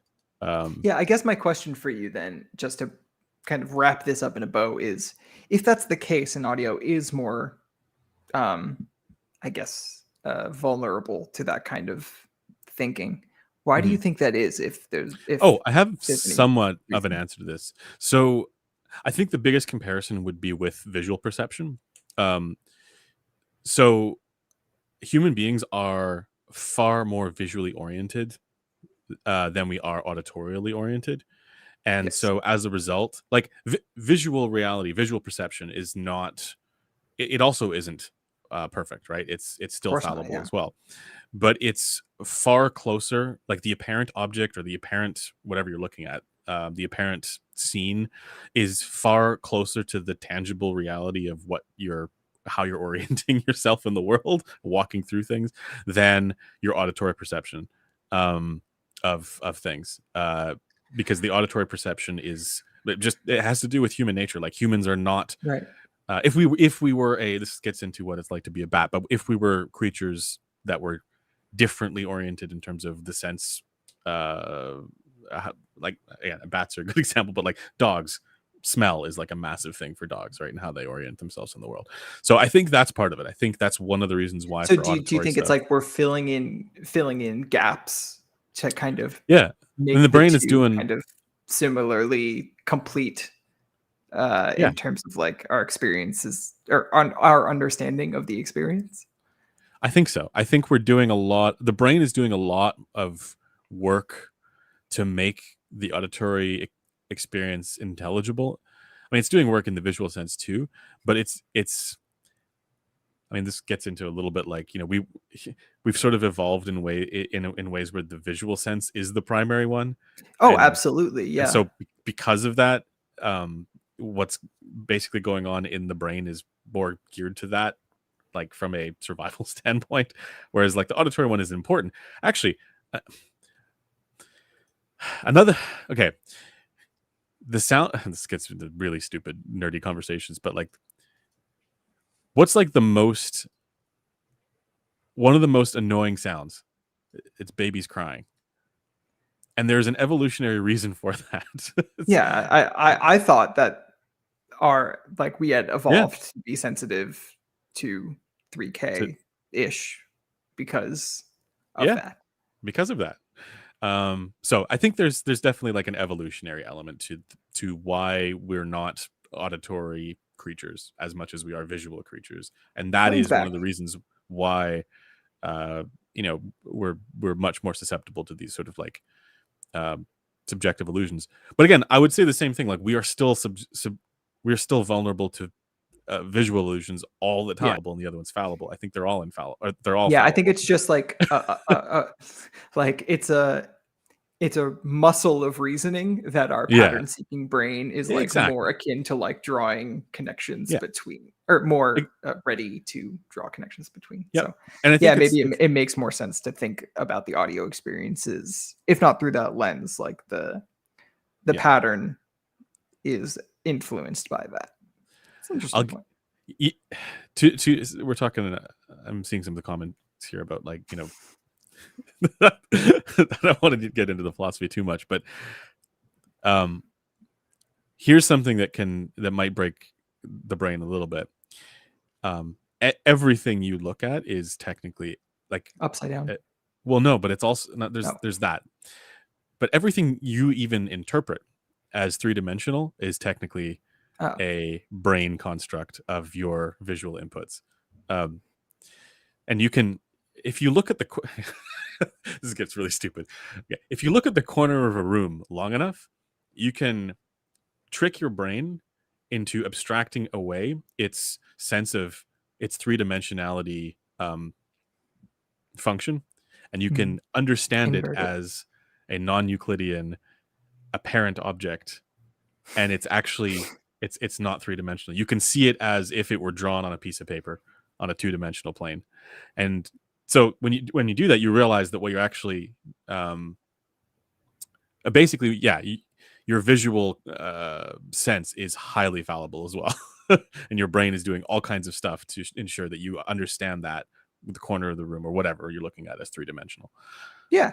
And I think that is a decent thing to bring up, because I think the same kind of if not exercise, I guess, whatever you would call that experiment, a similar kind of thing is doable in audio. Like you can like will absolutely. yourself into a different perception or pattern of perception. Yeah. Well, the clearest example of that is what we talk about with like the growlphone thing, for example, and like the single angle of incidence, turning your head relative to that versus headphones being on your head, interpreting that as, you know, as a change in timbre versus a change in locatedness. All that stuff is essentially the same thing. Yeah, I'm just reading some of the comments. Okay, here's Cameron's the funny thing, right? Funny. Yeah, so Cameron says, Andrew, to be honest, how long do you spend staring at the corner of your room and pondering the reality of space-time? So too long. The thing is, like, I would do these exercises all the time. When I was of course you would. I remember I would every day. So like I lived on the top floor of my building when I was in grad school, and every day I would go up the elevator. I'd look at the same corner of the elevator and try and trick my brain into doing this apparent object versus tangible object flip. And yeah, I was exactly that guy. I'd be like, yeah, like I can see it now, not in a non-Euclidean, like the geometry is non-Euclidean when I look at it this way. So I don't want it to be, because this is like firmly the annoying philosophy stuff I hate. But I gotta be honest, like learning that little detail about you, it is kind of endearing. Yeah, there you go. It's just who I am, I guess. We know. All right, we can move on, I think. Yeah. To the topic at hand. Is there merit to hyperbolically negative reviews? Well, I think there's two things here. Oh, we're moving up Fight Club, are we? Do we want to do that, or do you want to do the others first? It's up to you, man. Yeah, whatever you want to do. I don't know how much we have to fight in this one, because we don't have. Okay, maybe we'll fight. You might be surprised. All right, should we do Subjectivist challenge first? Yeah, if you want to. We've already. Do you not want to talk about what you're listening to? Okay, let's talk about what we're listening to, and then we will. I only have one. Okay. Did you listen to what I sent? Nope. You're like not dealing with that shit. I sent you that Chick Corea thing, which is awesome. Oh, that was so good. Yeah. Unbelievable. Like, I will be honest. I'm like, when it's just like a single YouTube video and I can like, it's easier to when digest, I'm doing things, I could just put it on in the tab and it's going. Like, I feel like you giving me something on the stream and then I have to remember to go back to it. It's kind of tough. Yeah. But that Chick Corea cover was flipping sick. Yeah. Everything about that was. Yeah. Totally so it's just like you look up Chick Corea Spain on YouTube, and like there's probably a bunch, but like this is a gazillion. Yeah, I can't remember the guy's name, but it's like just a bunch of guys in their garage doing like it's almost like a funk fusion version of it. I don't know how else I would describe it. It's so tight. It's so Yes. well done. Very well done. Yeah. Yeah, It hold on. put It's me down. Snips. Snips Snips, is Snips, yeah. yeah. It took me down the Chick Corea rabbit hole again. It's Chick Corea is one of my favorite artists of all One of the time. goats, dude. Yeah, yeah. Yeah. What have you been listening to? So I only got a chance to listen to it for the first time last night. The album is called Imaginal Disc, which I don't know if imaginal is a word. The band is called Magdalena Bay, and that is in chat. Indie pop with heavy electronic influences. Imaginal. I would. Imaginal. Yeah, anyway, not even. Anyway, yeah, I feel like in terms of genres, this I would firmly categorize into like Zoomer pop. Like there is a very heavy like digital influence in a lot of the textures and kind of like stuttering kind of sampling that they use. Mm-hmm. And they have a record that came out, I want to say 2 years or 3 years ago. And I preferred that record. This one is less consistent, but the highs are really high. Like there are some moments where the bass in particular is just so disgustingly distorted and weirdly panned, and the whole arrangement feels off kilter. But then there's like a sweet pop song underneath all of that. It's a fun thing to unpack, and they have a few songs like that. I really like the song Vampire in the Corner and That's My Floor, which are both towards the end of the album, I think. But yeah, good to check out if you like indie pop with a electronic type thing. Okay. I don't hate it. You would hate this. Yeah, you would hate this. I was gonna say I don't hate all indie pop, but I do hate most of it. Someone says, so it's no Flying Lotus. Interesting mention of Flying Lotus. I actually saw Flying Lotus live. Oh God, what did you think of that? I mean, it's not for me. The reason why though is I was doing photography for some. I honestly don't know why I was there. I didn't follow the band. I was not their photographer, but I somehow got roped into doing photography for that event that they were performing at. I don't remember what I was even delivering for. Okay. Probably just like social media stuff that they ended up using. Actually, I have no idea if they ended up using it. But point being, saw it live, and no, not for me at all. But I can understand why people like it. I guess like it's interesting. Yeah, it also kind of depends on when you saw him, because I feel like he's had a few distinct, if not genres, but like eras where his music has sounded one way versus another. Like it's one of those things where even though it's not for me, I can recognize there is talent and creative ability and creative intelligence behind it, right? Yeah, dude is definitely smart. Yeah. And yeah, I've liked a ton of his records. I think I'm kind of like a boring indie kid in that my favorite of his is it's called Cosmo Grandma. I think it was like more than a decade ago, probably like 15 years ago, something like that. But very weird sounding, but very, very cool. Sounds like an alien abduction. Rob Hawk with the heat, always. But he's right. Yeah, like that record does sound very strange in that way. Dang says, just realized you guys are technically music reviewers now. Hell yeah. I would like that. I mean, I think it'd be fun to do a music review channel or segment on this channel. I don't know if we would do that. I would like it if we could do written music reviews. Yeah, I think so too. Like just like all of us, maybe like once a month, just throw in one thing and then just have that be like our taste an album, of the month, right? or something like that. Hey, this is like an album showcase that we like. Yeah, something. Yeah. No, when I wrote for Denfi, we did a similar thing. It was like every week instead of every month, and frankly, it was hard to. Shouts out to Denfi. It was hard to get done every week. All right. Hello, Denfi. No, but it was a shouts out to Dan. Daniel's going to clip that.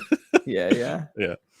Um, but yeah, no, I think as people that are often accused of being like joyless, Oh cork yeah. sniffing measurement heads, Yeah.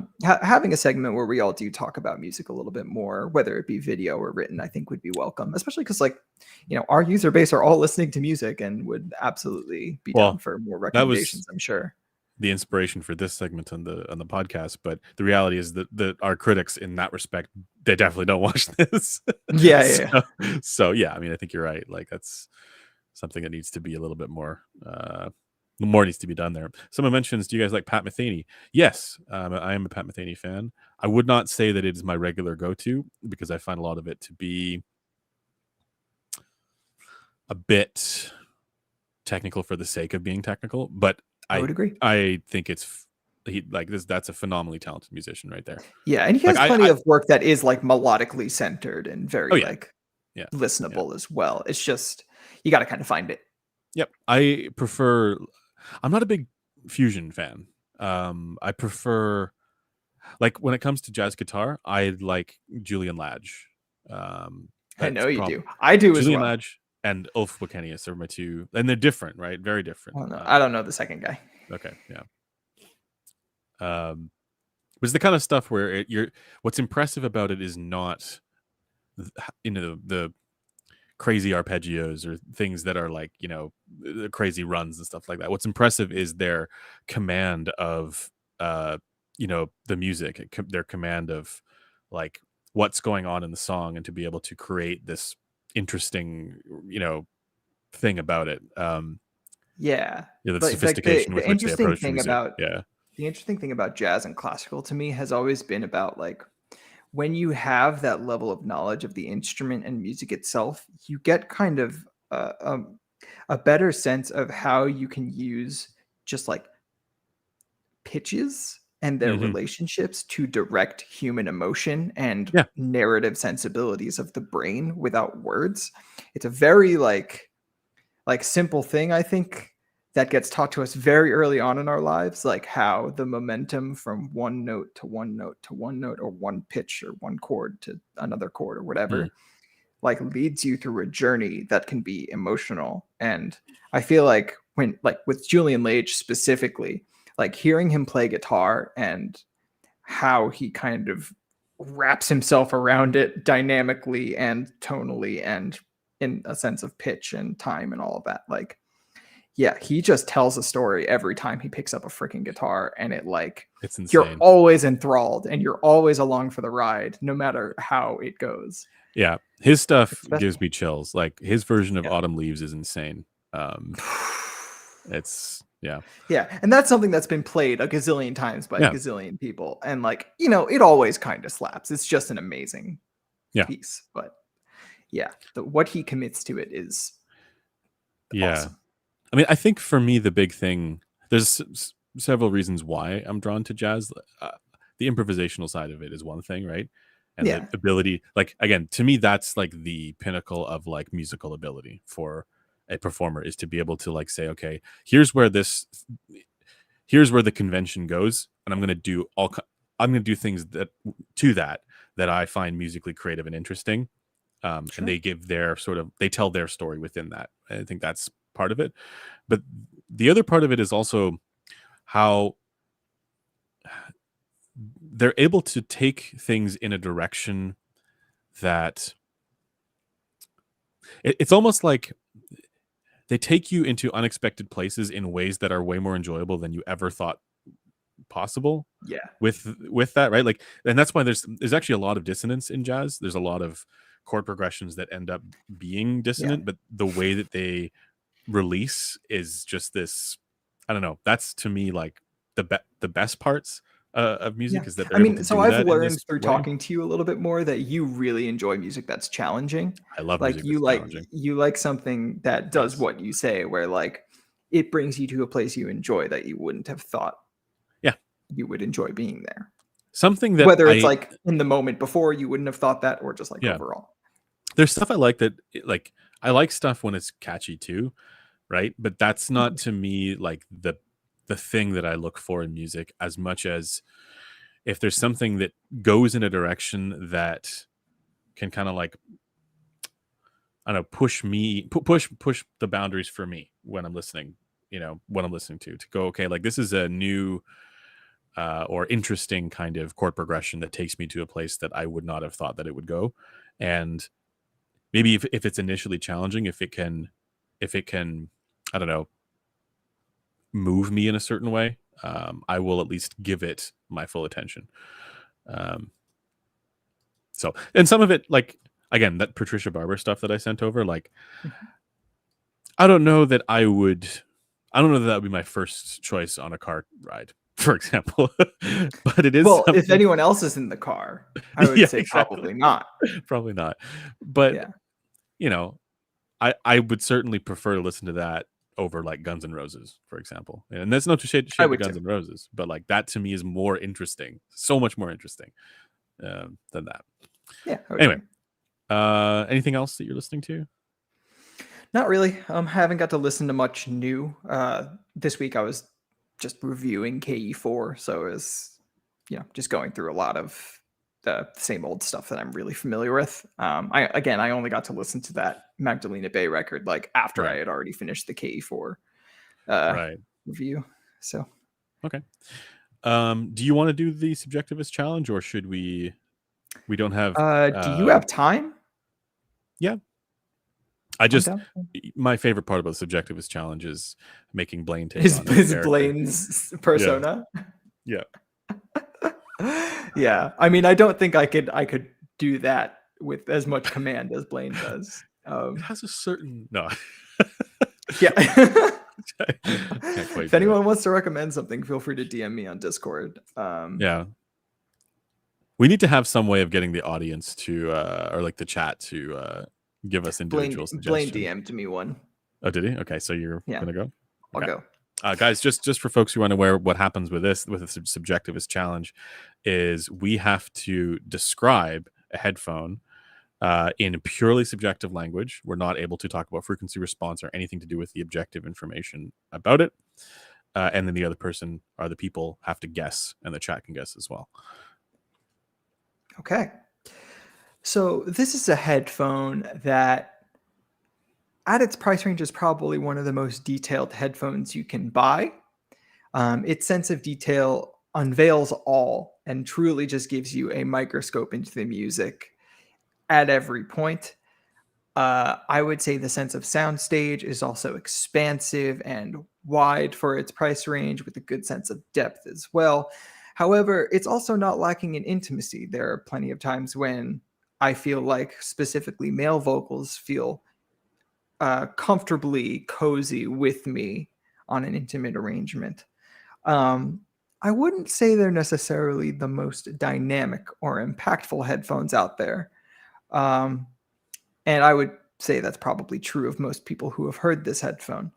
But I think the things you would see most people say about them is that they are good for imaging and detail. And I would agree with those assessments. Raul Emanis. No, no, you were I haven't heard that headphone, but you were Okay. quite far off. Okay.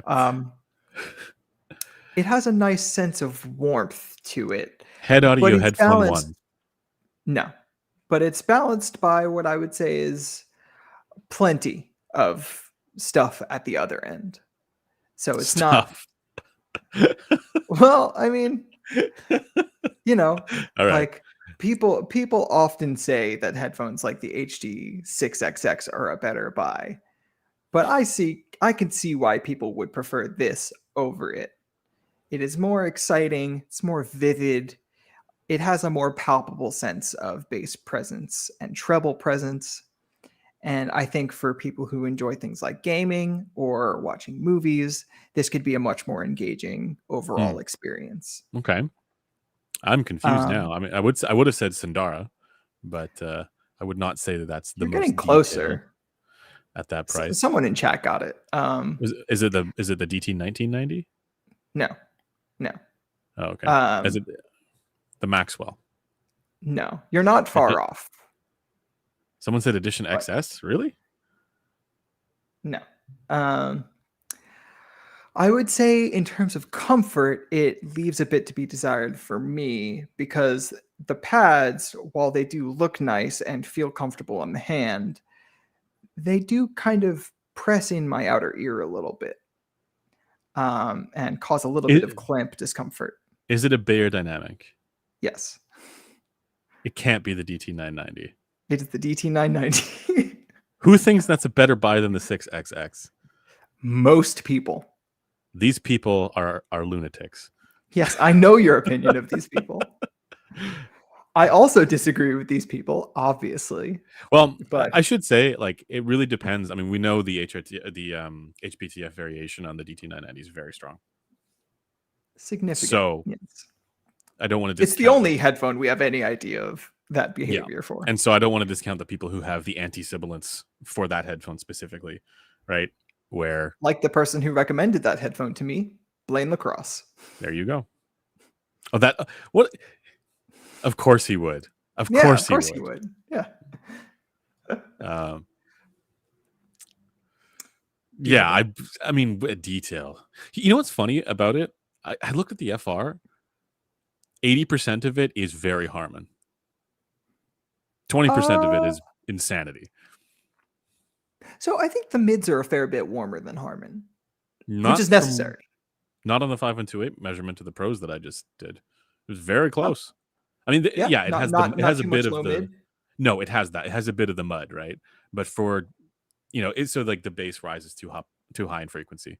So that's yeah. That's what I meant by those lovely intimate male vocals. Yeah, okay. I'm not going to do those, Blaine. So we've done them. We did them last stream. Okay. Also, I haven't heard all of those. I've heard so you wanted me to do the K701s, or that series. I haven't heard those. The ones that I've heard are the 7XX or whatever, the drop versions. Wait, K701s are the white ones, right? I don't remember. If that's what those are, I've heard those. I don't think I've heard the 702s. So if you had to choose between the white one, the Eris and the DT990, which would you choose? My answer is actually DT990, no question. Like I would agree. At least with a DT990, you can run over the pads several times with the car, and it will actually sound like, if you find it sibilant, smushing the pads or wearing the pads in will improve that. So. Also, it doesn't have the same harmonic distortion issues. I also just realized, since Blaine isn't here, we could actually do IEMs. Oh, yeah, we could. Okay. Good point. All right. Okay, I got one. This is an IEM that I would consider to be one of the most one of the more detailed sounding IEMs out there. It also has a generally pleasant sense of space to it, and also a good sense of dynamics and punch behind it. It is a little bit relaxed sounding for much of its overall sound signature, but really what a lot of people will focus on with this one is kind of the microplankton and the micro contrast that you get from some of the I'm not going to use the word frequency, but basically the highs is what gives it this kind of presentation. And it is an IEM. What else? I would say it has nope. I would say it has a there's something I could say that would definitely give it away. This IEM is, so my history with it is, it was one of the first IEMs that I heard that had true, proper, full kind of treble presence to it. B12T? Yes. Got it. So I'm allowed to say like U-shape, because I was going to say this is like a really U-shape presentation. Yeah. Because you're not talking, you are talking about frequency response, but you're not talking like, I mean, I think that's vague enough. Like, yeah. I have one. Stop. Mr. Super, I can't do that one. Oh, wait. Mark, whatever he said, send it to me. Or, yeah. It's just we've done these, like, Oh, have we? Yeah, and also he just sent it to me, so I now know what it is. Oh, To that's be true. first. That's a good point. Um, okay, do another IEM. Okay. So this is an IEM that I would say is absolutely outstanding for its sense of contrast. And I think in terms Symphonium of no, Helios. Damn no, it. no. Delta In Bus. terms of the way that it sounds, the main word that comes to mind is vivid. I think that it's overall emphasizing things like the kind of hugeness of a kick drum without taking away from the transient attack and punch. It's a very tactile, almost realistic feeling I am, even though the tone isn't what I would say is natural at all. Um, when I have this IEM in my ears, I just get an extra sense of the music itself feeling like it's touching me in a almost strange sense. Um, the overall sense of detail is also IER very good. Z1R. One more time? Z1R from Sony. No. M7. Um, I tried to give you a hint with that last bit, but Say it I again. don't think many people are going to get this because it is. I do think you've heard it though. Is it from Empire Ears? It is. Is it the Empire Ears Raven? No, The Odin. no. I will say the kind of vivacious fireworks like experience of the sound is kind of in stark contrast to its design, which is on the more simple side. I do feel like Ah. it's quite a big shell, uh, and I don't I, I I don't remember the names of them. That's the problem. There's okay, Raven, Odin, Wraith, no, someone in chat uh got it, but Hero. or wait, what did you say? Oh, Legend. Ah, yeah, Legend. It's Legend Legend. Evo. Evo. Yeah, yeah. I just couldn't remember the Yeah. names. Yeah. Yeah, yeah. That's a good one. All right, I have Yeah. one. I have one. Go. This IM is one of the most detailed and textured IEMs that I've ever heard.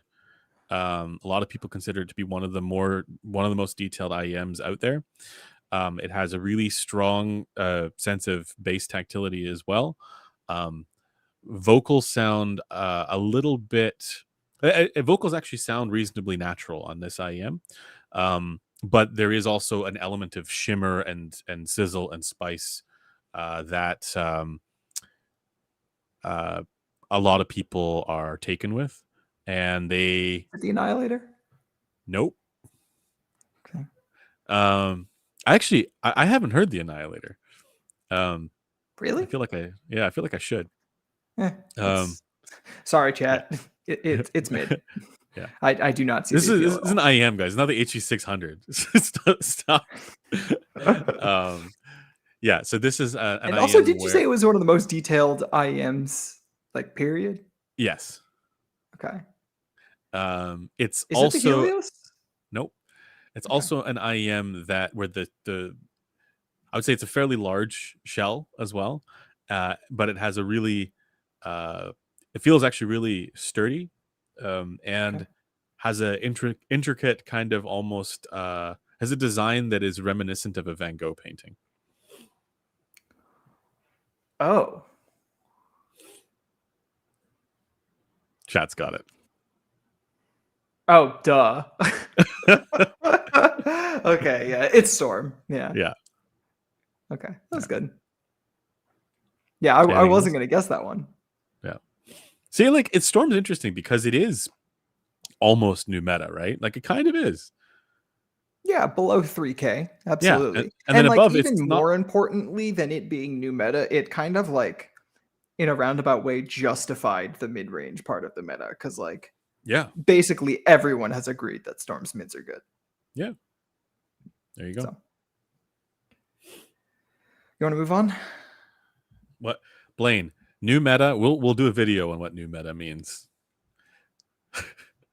I mean, like new meta is literally just a trend. Like it could be new Yeah. meta could be like what, like it could be anything.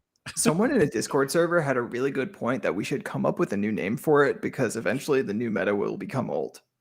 That's right. It will, yeah. And Yeah, we it is already not have a an name for evergreen it. term at all. No. Like, So we should reflect that in the video. We should yes. just call it JM1. Yeah, I mean that's what it is. Shout outs It's to Joel. preference filtered, population average, diffuse field head related transfer Yeah, it's function. just Really rolls that off is the a tongue. mouthful. Yeah. Also, Taryn hates the term population average for some reason. I like it. I think population average is like the extra regular in all things. It is an it's accurate description, but it's a mouthful and a half. Well, There's a reason we shortened it to JM1 when we did. But also, like, it doesn't sound like if you're buying something, it has population average as in the marketing material. It's not as you want to be buying something that's special, not it is not average. Lowest common denominator shit. Yeah. No, it's fair. What does JM stand for in JM1? Joel Someone in chat answered it. That's fine. Okay, yeah. It just stands for JM. Yeah. All right. Should we move on, or do you have another? Yeah. No. Let's do Fight Club. Okay. So in Fight Club, I don't know why I have separate things for this. Oh yeah, sorry about that. I just dragged in a bunch of stuff, deleted what. Okay. So this is what we might potentially fight about. I don't know if we will, but is there merit to hyperbolically negative reviews? Now, this is a big topic. I think that the hyperbolically it's important. I think that's sort of the qualifier here, because I think we would probably all agree there is value in negative or critical reviews. Yes, but we would. There's situations where basically it's like there are reviews that just like absolutely tear into a product. And I guess the question that I would have to you is, did you feel that the Eris review was hyperbolically negative? No. Some people did. No. If anything, like my impulse, like detaching myself from a member of the content team and just as a consumer, I wish you guys would have gone way more hard. Like that is a product in general. I think this is where we'll disagree in that. Like I feel like there would be like a element of public service to negative reviews being even more negative. Okay, interesting. I wouldn't have thought you would have gone that way, because I kind of agree. In that respect, for the Eris, I didn't say this in the review, but I did say this publicly to other people. It's a product that you just can't put something like that out into the market that somebody could buy at that price point. It's that bad. It's that. How much is it again? $250, I think. I don't think that it's something that people should have. Like, it's so bad. Like, it's a flawed product to the highest degree. And as much as I like Zeos, I'm friends with Zeos, it's so acoustically flawed.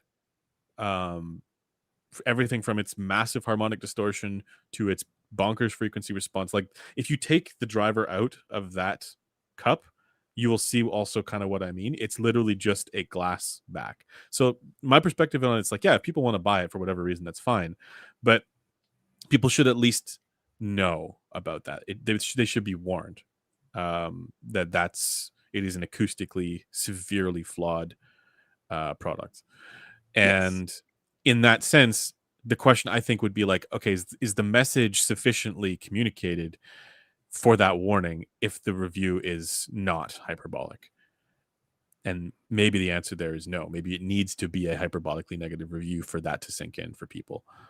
And so in that sense, I would kind of say that, yeah, there is merit to hyperbolically negative reviews, because like in situations where it is merited, where it is warranted because the product is so bad, like you need to really drive that message home. And if you're just sort of like kind of like it's not great, I don't really like it, maybe somebody will, all right, end of story, that doesn't really hammer home the point, doesn't communicate really, it doesn't plant the flag on just how cursed some of these things can be. And sometimes you need to be hyperbolic to get that across. That's sort of my take on it. Okay, so maybe we don't disagree on them having utility, but I think we have disagreement on, I guess, where the line is to where it would be useful. Because for one, I think it's not just about the product, but it's kind of about the rest of the discourse surrounding that product. And like there are many, many more hyperbolically positive reviews than there are hyperbolically negative reviews. Mm-hmm. And specifically for a lot of like flagship, like really expensive stuff, I feel like there is just like none of the hyperbolically negative reviews. And to my mind, it's not so much about like steering the discourse towards like a more healthy middle, because like frankly, it's not really our job to do that, but it's also not something we could really do. We can't really like control an entire discourse. But what we can do is kind of like rub the manufacturer's nose in their own doo-doo a little bit and be like, you guys should not be allowed to get away with this because it is not cool. And so as much as like that is like a very like paternalistic judgment to make, like I just feel like that's something that's both missing from like the brands themselves, like being held to like having their feet held to the fire on things just not getting better. So in the headphone market, things are not getting better, and I feel like us not having very negative reviews, not us, but like just people, the community, not having very negative reviews is a contributor to that. It really is a problem. Like the general discourse on this is that if something isn't glowingly positive, the Headphone gets upset. Yeah. And that's a problem. Yes. You know, like, but it's also that as a consumer of content, hyperbolically negative reviews are easily the most fun to read. And it's not close. It purchase validation, you know, makes a hyperbolically, you know, positive review fun. But like for me, who's like been around a while and like really wants to see hyperbolically negative reviews, I don't see really any of them. Yeah. I mean, I like one person and they're my favorite reviewer. Right. I don't know who that is now. It's Kyle. Oh, no. No, just kidding. No, but like Kyle also like, you know, is reasonable when reason is accounted for. Like he was way fairer to the YH5000 SE from Yamaha than I would have been. Yeah, I was going to say that's why. I'm like, but like, even so, man, I just feel like there's. No, actually, I quite like. Maybe I just want blood. So, okay, I have a couple of thoughts on that, but first I want to address this one comment from Mitch. Curious, Resolve, if you measured a product and the measurements look dreadful, but the actual performance was excellent, what would your reaction to be? So there's very few things where they've measured dreadful where the performance has been good, but like the subjective performance has been good. But I just mentioned it in the stream, there's a headphone that measures unconventionally, where the measurements would not indicate. You looking at the measurements, you wouldn't think necessarily this sounds great, and it does, and that's the Cosmo. And it's just because I wouldn't say it measures terribly. It's just like it's technically still weird, mostly within the bounds. It's just it's a bit on the esoteric side, but it sounds phenomenally good for certain types of music. I wouldn't say it's and I wouldn't say like I wouldn't say being like within the bounds should be the metric there. It should be that like, you know, it's like it's an HRTFE shape. It's like an HRTFE shape. Yeah. Exactly. It's not crazy like something like the Eris where it's the inverse of an HRTFE shape. I was talking with Joel about this a bit, but it's like the reason the bounds are kind of interesting. Like people may mistake the bounds as like anything goes within the bounds, and that's not what we're ever really saying. There is a sense in which if things fall outside the bounds, it's more likely to be perceived. It's all about likelihood. Yeah. But there's also as Joel pointed out, there's an infinite number of ways that something could be terrible. There's not as many, like as things kind of narrow into that sort of range, you know, you're more likely to get things to be received as more palatable to more people, right? And that's really the way that I think we should be thinking about this.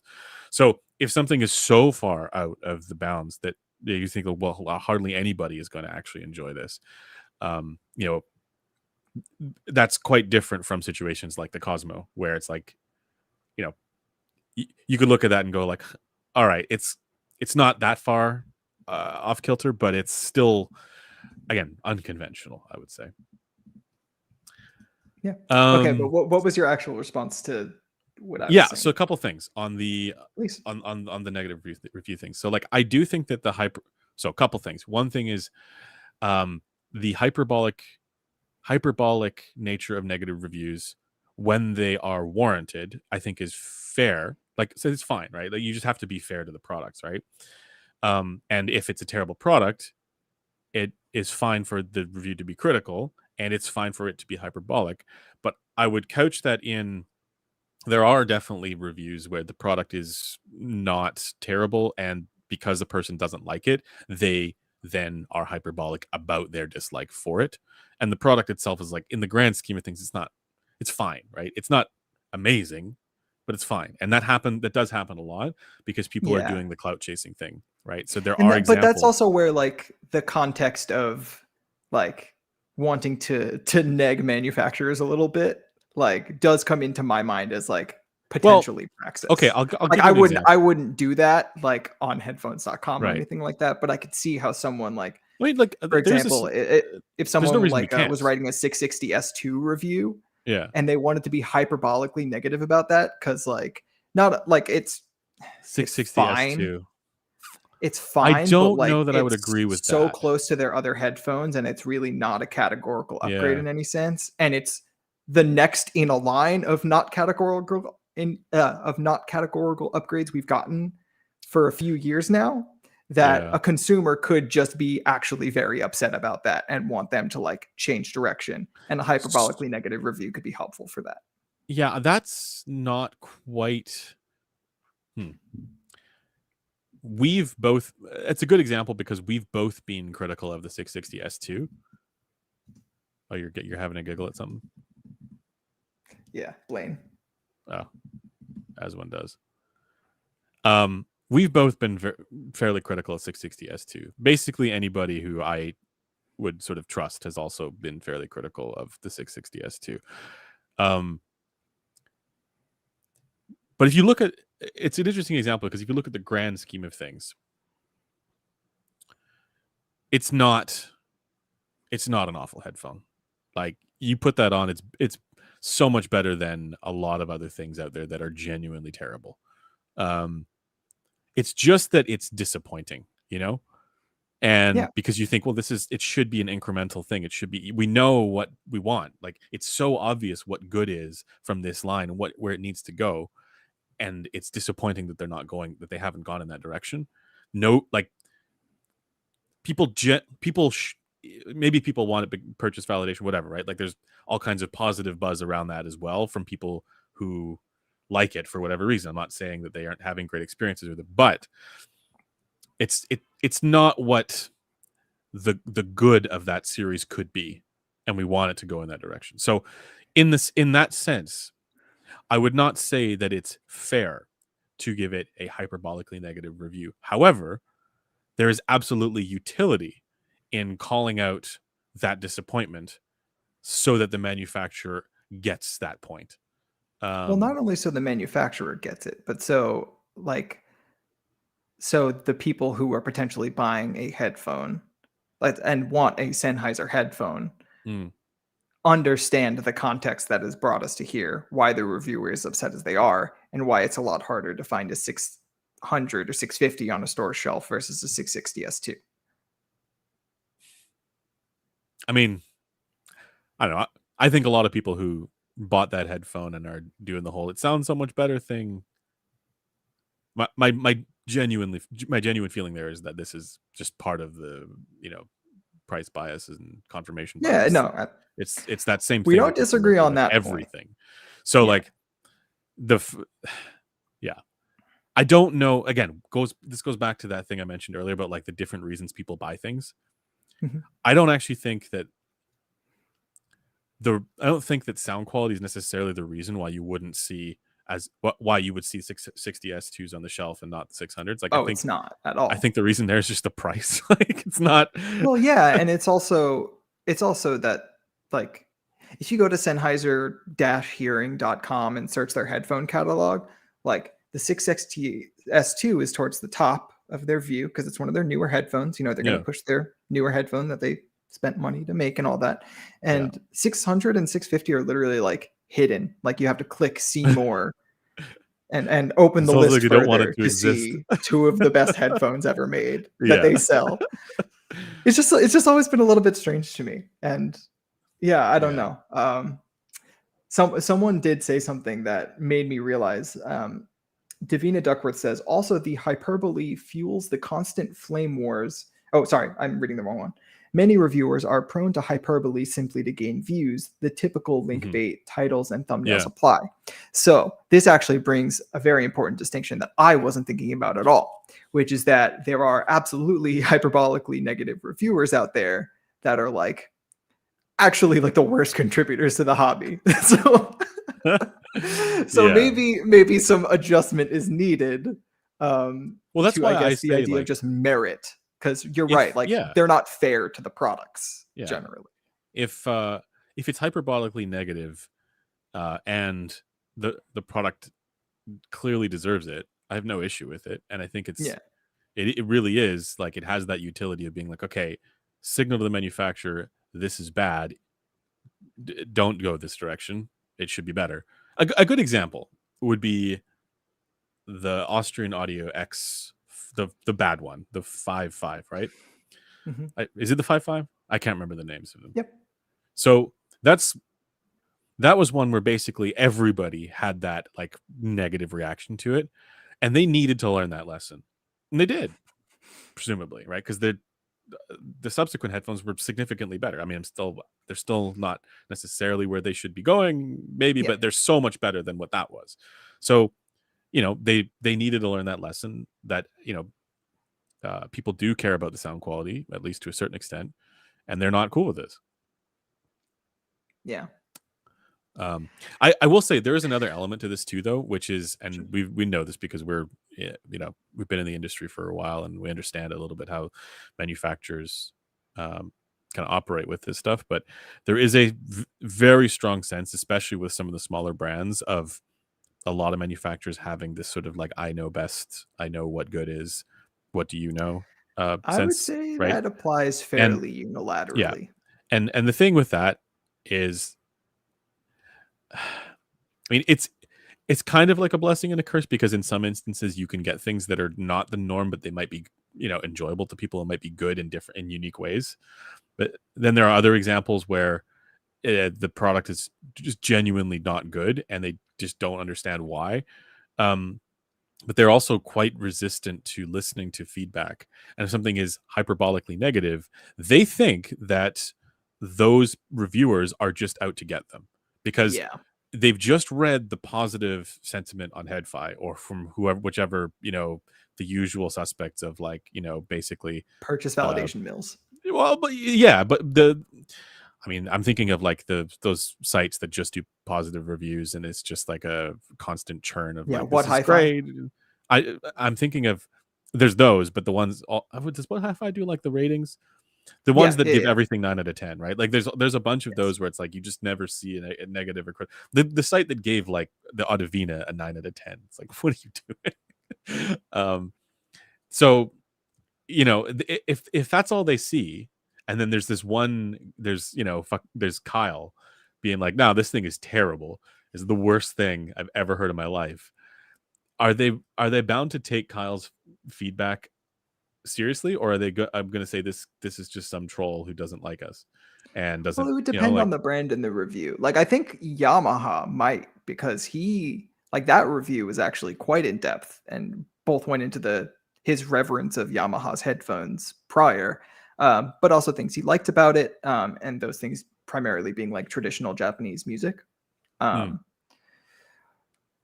but like, I don't know. I could see a brand like Sennheiser, even though like Kyle's a massive Sennheiser fan, like seeing him dunking on a 660 S2 or something like that as just one of those HD 600 cultists that hate anything we do. well, I don't know. I think maybe if anything, that's how they might see me. But the I'm thinking more of like the smaller brands where if you, and even like to a certain extent, if you go to like eh, even the mid-size, like they're in the audiophile space, but they're well known, right? If you went to them and said, "Hey, um, you know, this isn't good in these different ways," they might be like, "Okay," but like, "Thanks for the feedback," but that's not necessarily going to be the impetus of change, right? If everybody else is saying it's good, if the if it's selling, right, that's ultimately what it comes down to. If the product sells, that Yeah. is the strongest form of feedback.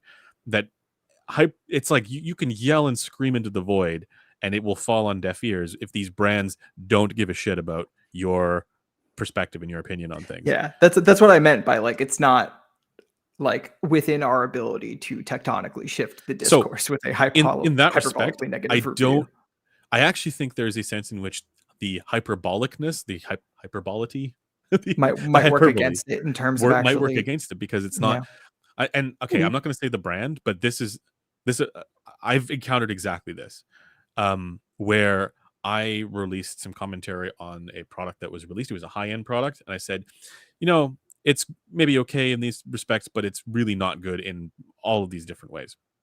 And then I got a phone call uh, from the brand, and they basically just Oh, I know who you're they talking about. yeah they basically told me that what I put out in my review was clearly trying. It was clearly a signal that I was out to get them. I was trying to harm their brand.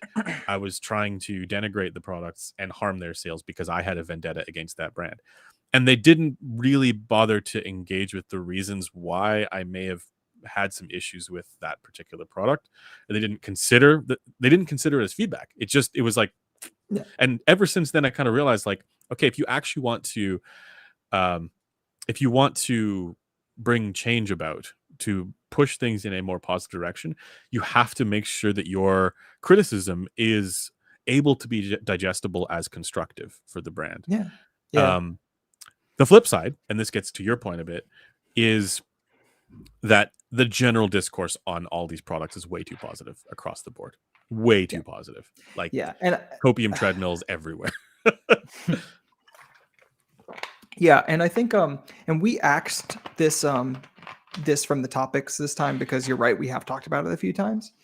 But in the conversation of what we would do if we weren't reviewers, like I think I would probably still be doing something regarding being a measurement lackey or something like that. Hmm. You would probably be making headphones. And I think the undercurrent for both of those things is, I think, and this applies to most reviewers, I think, is that we're all interested in actually like the market improving in terms of available products that are out there. And I think if a brand is coming at a review like that, where they're, you just have a vendetta against us, you hate us, Hmm. that's kind of ignoring the reason why we do this, which is not that like we hate brands or are out to get anyone. Well, Blaine is out to get everyone, but Yeah. it's Blaine it's just more wants so that chaos. like we actually have, through our presence in the community and talking to people and our own opinions, obviously, like an idea of where we would like to see, not even where we'd like to see the market go, but like what products we would like to see available, because we see there being a hole in the market in some senses or in some places. Yeah. And I feel like it's just like, I don't know, I don't want to be like too presumptuous or like pretentious about it, but I feel like manufacturers are getting a ton of like free feedback, like from Oh, they people at really shows are, and stuff and like that oftentimes they're just like yeah, not yeah, using, and it's just strange to me. yeah, yeah. I will give some examples though where um brands have taken that feedback as constructive, not there across the there are board. plenty of examples, but like So, it's usually the same um, brands being considerate in that way and like actually wanting to improve. you know who's the best at, well, one of the best in recent times is Meze. Yeah, Like their stuff hats off to was them, like and like consistent gradual improvement. yeah. I mean, I won't say consistent because I wasn't a huge fan of the new 105. But Cameron did, so I Oh, guess I it's haven't that. heard that. Yeah, yeah, yeah. Well, it's not even out yet, so maybe that was just a prototype. I don't know if that's the final version of it, but anyway, uh, Meze is a brand where they had the 99 Classic was. I'm gonna get a bingo here. Was low anchor for the Harman research, right?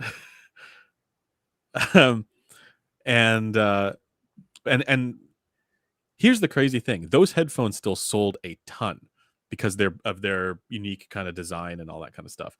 The Empyrean sold probably a lot. I don't actually know how much, but you get what I mean. There is a fandom behind those products, No doubt. and they have this amazing design or whatever. But the people who were, maybe a bit more, the people who, let's just say, the people who I would trust, Mhm. were all generally saying the same things about them. They were critical for almost the same things across the Yep. board. And they improved that. Yeah. They made it so that their products actually have a good, palatable sound signature now, and to match the all the rest of it. Yeah, all the rest of the very, very good stuff. Yes. Yeah, exactly. I won't say that there's nothing for them to improve, because I still think that they're not quite where they could be in terms of the sound quality, but they've gone on that trajectory of improvement in large part because of the criticism, right? They've taken it as constructive. Mhm. Um, and then it's funny because you contrast that with like Sennheiser, the consumer division. It's like, come on, guys. I don't know what's going on there, dude. Yeah. I'm But and the crazy thing is, like, I know those guys. I met them, I've spoken with them. They are all awesome. Like, they are some of the best people I've ever met in the industry. They are so aware as well of like yeah, the they're extremely they're intelligent extremely aware. dudes. Yeah. Yeah. And so, I think what's going on there is that they are a little bit hamstrung by whatever happened with the Sonova acquisition, and they have to, like, we talk about this sometimes, but like, you can have the best prototype in the world, but turning that into like a product that you can bring to market, it incurs all kinds of additional challenges that it's like, you end up with the final product and it's not what you had originally envisioned in some ways, and but it's too late. That's already there. So there might be all kinds of other challenges to do with that they might want to improve, and are just, for whatever reason, they haven't been able to hit it out of the park yet. Yeah, But I could very well see that being true. yeah. um but and then you have other examples like Odyssey, where they kind of went, they overcorrected. you Yeah. know Yeah. uh, And like I don't think that has to do with them not knowing what they're doing or anything. Like I the think it Maxwell was a shows. response to feedback. Like it was a Yeah, very clear response to the yeah, weight feedback, the mid-range tuning feedback. yeah, It's just yeah, they just went a little too a far little too far. on the non-DSP models. Yeah, the Maxwell shows that they know what good is, Yeah. right? Yeah. It's like They know. unquestionable. Yeah, They know what to be aiming for. It's just yeah, yeah, their methods so far haven't been quite knocking it out of the park yeah. level. So to get back to the question here, is there merit in Oh yeah. to hyperbolically negative reviews? I think yes, depending on if the product warrants it, and also depending on what you're trying to do, because again, in some cases, this is going to actually hamper or be an impediment to the change that you want to see. So you need to be, I think reviewers have to be considerate of what they're trying to do with this. And if they're trying to genuinely frame this as constructive, it might be better to do it in a way that's not just like clout chasing, because I think there's a lot of people who would lean on that hyperbolic side of things for the clout chasing aspect, and not consider what actually creates tangible improvement in the space. Yeah, I mean, I think there's reasons to do hyperbolically negative reviews that aren't just cloud chasing, but like I think most of the common voices we see in the space that are doing hyperbolically Yeah, negative reviews are doing that, which is a shame because there would I think be genuine utility in that. But I mean, yeah. like, uh, there are so many more things that we could have been hyperbolically negative about when it came to the Eris, like the fact that I took the pads off, and the Oh, the yeah. baffle was the right side baffle for both channels, and Yes. the fact that they were installed backwards. Like, there's a lot that could have been yeah. um and the Funny same would be true headphone. for like IEMs, that where there's brands where it's like, man, I like, mean, to an extent, we like IEMs should be getting, at least for their comfort, like negged much more often than they are. oh Like, man, there's the thing is, like, okay, Empire Ears is a good example of a brand that they make stuff that it's almost always playing in the esoterica, right? They're trying to do very tasteful combinations. expensive, They're not very even like pretending to try and colored do tunings. yeah. But there are some things about like the one where the shell broke off when you The Raven. tried to remove the cable. That stuff, it's don't get me wrong, I like Jack and I like all those people, but like that's one where I just don't understand why you would make it so the shell disintegrates when you pull the cable. I don't Anyway. know. Yeah. Anyway, spicy hour? Sure.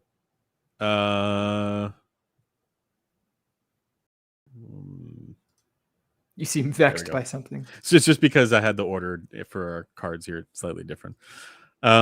Spicy hour, guys. Let's fight about stuff. Let's have. Well, we already did fight about some stuff, but like let's have some peppers. Let's fight with you guys. Chat. Give us your cursed and terrible I feel takes. like Do I you saw have any peppers spicy earlier. takes? Me? I did. Yeah.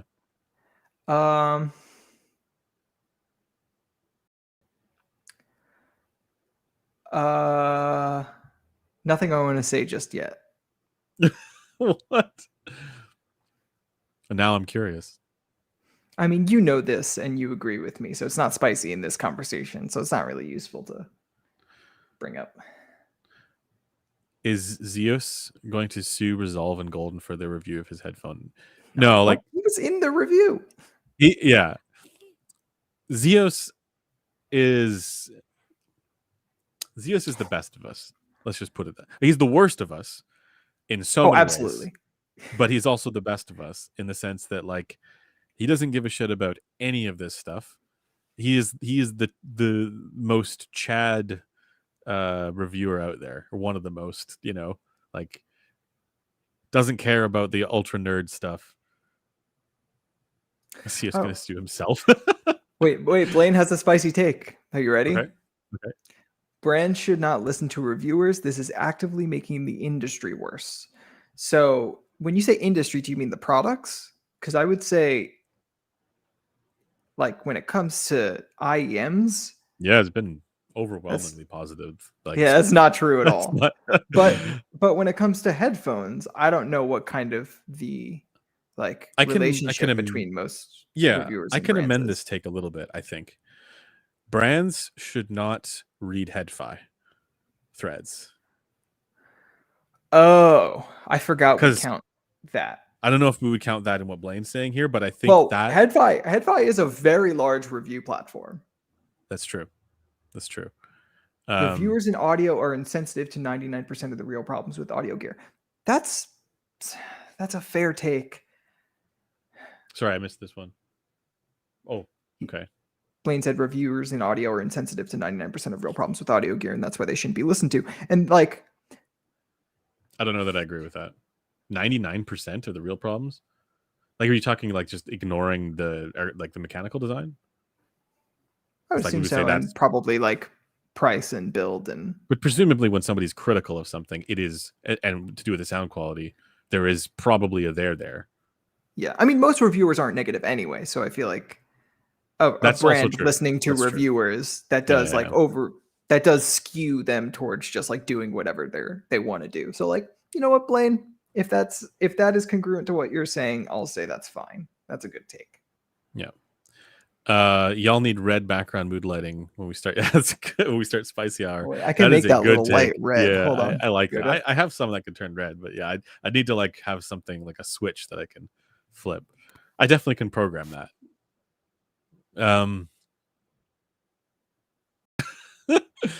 He's going. There you go. Are you happy? Are you satisfied? I do it all for you, Scott. That is the most inconsequential little red light in the background. All right. We saw some. There were some other good ones here. Zeus is the best tuner under you reviewers. Tuner? What else is Zeus tuned? The Ultra, the SA6 Ultra, which was a good product, I thought. Oh yeah, that was the first SA6 that had like the flattened ear gain. Better than all the other revisions. Jesus Christ. Yeah, no, it is. That's Um, fair. oh, you're a sleepy boy, aren't you? All right. Mini XLR should be the standard connector on all headphones. Bad take. Bad take. I All feel right. like that latch mechanism is like such a like obvious failure Is it easy to point, rip and them out of like? yeah, I don't know. I've just encountered way too many cables where Yeah. that like button doesn't actually unlatch it, and the cable just gets stuck. It's like no, a normal 3.5 millimeter connector is fine. I think 3.5 is fine as well. Yeah. I know Blaine doesn't like 3.5, but if you design it so that like there's kind of like a cable guide as you insert it into the connector, you're less likely to damage it on the way in. That's a So good point. That's actually one thing that I kind of liked about the Grell phone, but comma, the cable itself kind of sucked, and oh yeah, like yeah. would just get like I think that I guess guide or whatever you'd call it was Mhm. like too long, so it was unclear when it was like fully plugged in all the way. Yeah, But I do agree, like a slightly recessed connector does help, both with like obviously having a guide, but also having a little bit of strain relief depending on how it's designed. right. Visually trying to make the corner of the room 2D is better than listening to jazz. That's Just staring at the a corner of the fairly room. spicy take. I think jazz Yeah. sounds pretty nice. Jazz is better than whatever the fuck that is. Like, I would not recommend people just sit and stare at the corners of their rooms. I mean, luckily in an elevator, you can often do both. Well, what else are you doing in an elevator? You're listening to elevator music, which is I often jazz, guess. and looking Yeah. in the corner. There you go. Abyss has a spicy take in their latest video that Hold on, reviewers hold on. I using gotta. measurements are pushing towards everything sounding the same. What is Rob saying here? Clouching shouldn't be allowed during live streams. Clouching. I don't know. I love Rob though. Um, Yeah. Okay. So from Super, Abyss has a spicy take in their latest videos that reviewers using measurements are pushing towards everything sounding the same. Spicy response. People think that things measuring slightly similar are going to sound way more similar than they actually sound. Like Mhm. like this is a bad example because they're fairly wide and accommodate a bunch of different types of things. But two things that are like all within the bounds could sound not at all similar. Yeah. And like even two things that are just roughly like adherent to the same target could sound very different. Like, I tend to think that reviewers using measurement gear, for the most part, like not some of them, but like for the most part, are just trying to push things to the realm of sanity. Yes. And once it's in that realm, it's like, okay, there's all kinds of room for different ways of getting to whatever the preference tilt somebody might enjoy, right? But like, Yeah, including the things that people like that aren't related to, well, that are related to tone, but they insist aren't related to tone. There's oh, like plenty of yeah, wiggle room within reasonable that yeah, like allows you to cater any one of those sort of subjective flavors. But yeah. yeah. So like, and I see this. I haven't watched the video, so I don't know exactly what they've said, but I've seen commentary like what Mark's described here in a lot of different places. Also, as a repudiation of some of the things that we've recently said, that Cameron and I said about the Eris, for example, right? Where Oh, that it's you like, guys just want well, everything to sound the same? yeah, and it's like that's not really the point because what we're kind of saying with the measurement equipment ultimately is we at the very least want things to be reasonably congruent with the fact that human beings have physical ears, and that's why that's why they exist. That's why they have ears. Right, we want to be able to make something that is appropriate for human being. We want to evaluate, right, and judge something how appropriate it is for a human being. If we had ears that were like fucking dogs, ocelots, I don't know, like like whatever, bats, maybe we would want different design choices. But we have ears that are human-like, and therefore, it makes sense to judge accordingly, judge products in relation to that. And there is a lot there's a lot else there, obviously, like in terms of the preference tilt, in terms of like the filters that you use and all this kind of stuff. But I think core to that is it needs to be HRTFE in a human like way in some manner, and then we can move on from there. Products like the Eris are not. Well, actually, I should say, depending on if you wear it backwards, because I think if you wear it backwards, there might be a bit more ear gain. Like marginally. Like It's pretty you close. showed me the I difference. It showed was you. Yeah, not it's really significant. close. It was Really not close. significant at all. Okay. Chris NYC says the best true wireless, I assume IEMs, are starting to approach the sound quality of comparably priced IEMs. So, what do you think of this if we exclude AirPods Pro 2? Like, I have you don't know if I heard quite understand the. So which question is the best the true best wireless TWS or? IEMs are starting to approach the sound quality of comparably priced IEMs that are wired? I don't know which other ones, because none of the other ones that I've tried have been that. The only thing is AirPods Pro 2 and this. But like this was What is that? this is the Oh, final. that's the. But Mm. the thing is, it's so you have to go through their whole ear scanning process. You cannot just Nobody's buy going to that at do a that. store. You can't just Yeah. buy that. Yeah. Yeah. So I haven't heard enough of the other ones that I would say is, Yeah. I want to try more of the Sony ones because those look like very warm but XM5 is reasonable. I don't I'm understand more what they did interested with in that. the XM4. XM4 was all right. I didn't have any like that one. XM4, XM3 is like a spicier version, but XM4 was all right. XM5 they just went really kind of left field with that one.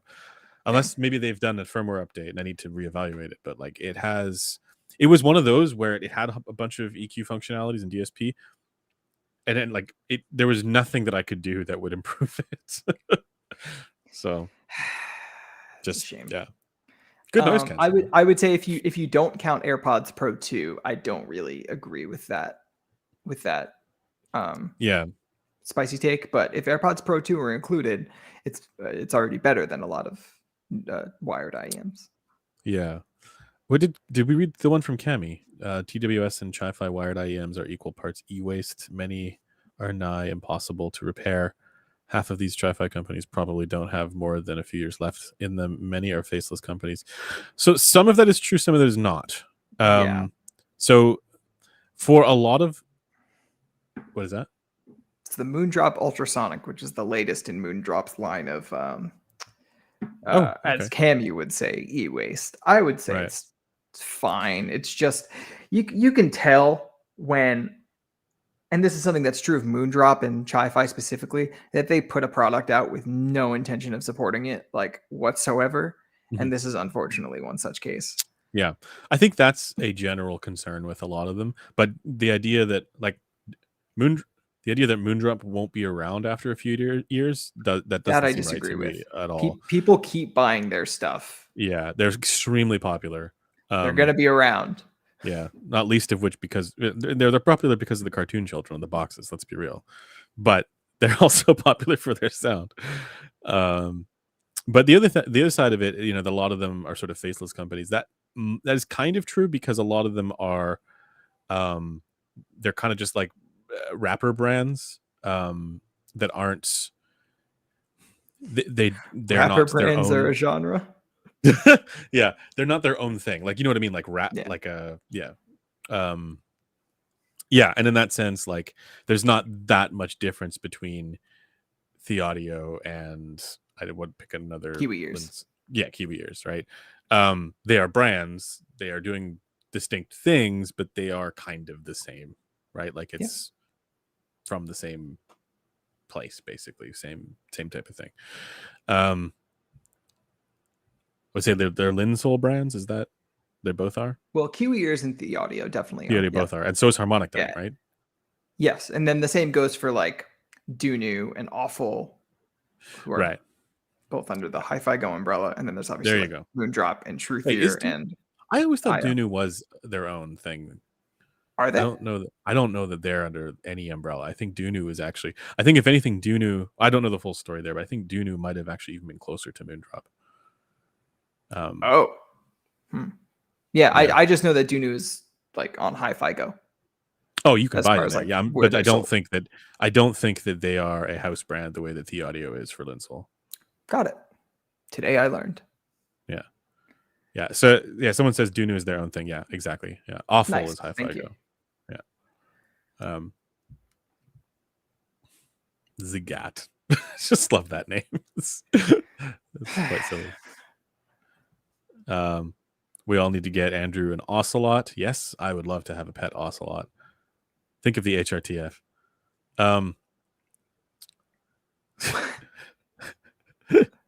Start measuring with using in-ear mics on ocelots. Even a low-cost measurement rig will do more for your sound than almost any other purchase. Well, I'm not sure that's true. I actually do think so. So it depends. Like if you're talking like the $500 AliExpress clone one. Oh, I wasn't considering that low cost. I was thinking okay. like a clone coupler. Yeah, but that is, isn't it? The AliExpress, like the one that has the KBX5 clone. Well, no, I'm saying a clone coupler, like an $80, Oh, like like just for just the IEMs. okay, yeah. Because I feel Well, like it's depends not if just you're- about spending money to get that. Like you have to know how to use it. It's true. Whereas like you don't have to know how to use an HD6XX. You just got to plug it in like any other. Yeah, if you're headphone. talking about like just dollars spent, you can just get a 6XX and quit, and then you don't need to bother spending the $500 or whatever to get that, plus the rest of the equipment that you might need, like the ADC and whatever else, right? Yeah, it also depends if you like value, like how you value time in that equation. Yeah. Someone wants to try it using a MagSafe for headphone connector. Interesting idea. One Blaine Lacrosse says the premise of target response as such, both for headphone and speaker tuning, is some mid-century bullshit that we all need to get past. Yeah. Wait, like single target? Did you miss this one? Who said it? Blaine Lacrosse. Somebody named Blaine Lacrosse. I don't know who this person is. All right, I'm going to ban them. Yeah.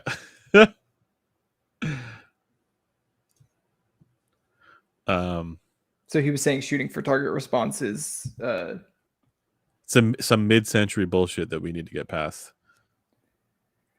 Well, I mean, the future would be everyone choosing their own response, but I think he means generally the idea of like a single target, like, hey, it must match this singular target to be in order for it to be good. This is for both headphone and speaker tuning. Yeah, I think we would all agree there. No, we would not elaborate further. We would not all agree. Unfortunately, we would agree, but I don't think that collectively. Well, that's what I'm saying. I'm saying the three of us noise floor regulars would agree.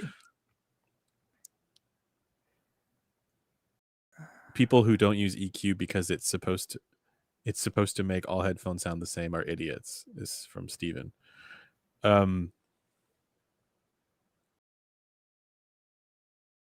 I wouldn't call them idiots either, because I think I think it's wrong to treat it that way, to be clear. But there are tools that get used that do that, and I think that's people's perspectives of what EQ actually is. You know what I mean? Like there are some tools that try and make everything conform to the same, and that's their understanding. That's their perspective of EQ, rather than, say, for example, EQ being like, I just use it to add a bass shelf, and then the rest of the tuning I leave it as is, and then it has whatever characteristics it has, and it doesn't sound like everything else. Or I reduce this treble peak that bothers me specifically, and the rest of it I just leave it as is. Like personalization should be EQ. EQ and personalization should be like connected. R0 says new meta tuning meaning is too loose. That's a very good point, my friend. Yeah, we're gonna do something about that, hopefully. But yes, I agree. We may want to refilm it. We should refilm it. Absolutely. Yeah, because we did film something, but it ended up being a little too loose. Just really annoying to edit as well, because it's like the camera shut off, or no, your SD card filled up. Yeah. Sennheiser has better microphones than headphones. I don't know that I agree. I disagree for the most part. They have some, I mean, first of all, it depends on like what type of microphone you're looking at. I'm not a fan of their dynamic mics at all, except for the MD441, which is quite good. Relaxed in the treble and linear in the mids. What's up? What's their What's the? best shotgun mic? Oh God, I don't know. I'm less familiar with that line. I Okay. think the MK4 MKH 414 or something is their I don't. most It's a really popular. I'm expensive probably one. conflating Yeah. that with the AKG 414, but Oh, okay. yeah, I've not done much video work at all. I mean, clearly, so not my bag. But their condensers are actually, I don't even know if they have any condensers that I've tried. I think their headphones are better. Yeah. Because I I'm don't know. realizing See, basically all of the mics I've used from them are dynamics, and most of them like try to sound like condensers by boosting a bunch of yeah. treble, and they I don't think they, sound yeah, good. that's been my experience with it as well, right? Like, and there are some of them that are good, but I would not say that they have like an HD 600 version of a microphone or equivalent, or even an HD 800 of a microphone. Like they have some good ones, but I don't know that they are like the pinnacle of a microphone at a given price point. Microphones are also weird They're in like the that like default. the goal isn't like the same with headphones That's true. where it's like faithful reproduction of Yeah. the sound. It's more so like what window are you going to fit the sound into that best fits into your mix with other things. To be clear, I don't actually know enough about the Sennheiser microphones. I just know that, like, for example, the RE20 is a staple. Is there a Sennheiser version of this? It would be the MD421, which But is is it not as better? good. Yeah. So No, like, it's better for different things. Like it has right. more of a high mid-range emphasis, so it's like a lot more Okay. aggressive. So on things that like kind of lack that kind of attack, it can be really good for that. It's often kind of a stand-in for the SM57 in that regard, but it has more bass extension. It's commonly used on like toms and sometimes kick drums, guitar cabinets, bass cabinets. Again, when you want more attack. I prefer the MD441 because it's more normal sounding, and I tend to like doing any of the filtering myself after I've Yeah. mic'd the thing. But When it comes to microphones, I just do whatever Bandrew says is good. That's honestly, it. it's rare that you'll be led astray. Yeah. Shout outs to Bandrew. Shouts out to Bandrew. Like he's been using like an HD 600 for a very long time, right? Probably. I believe Yeah, so. man has good taste. He does.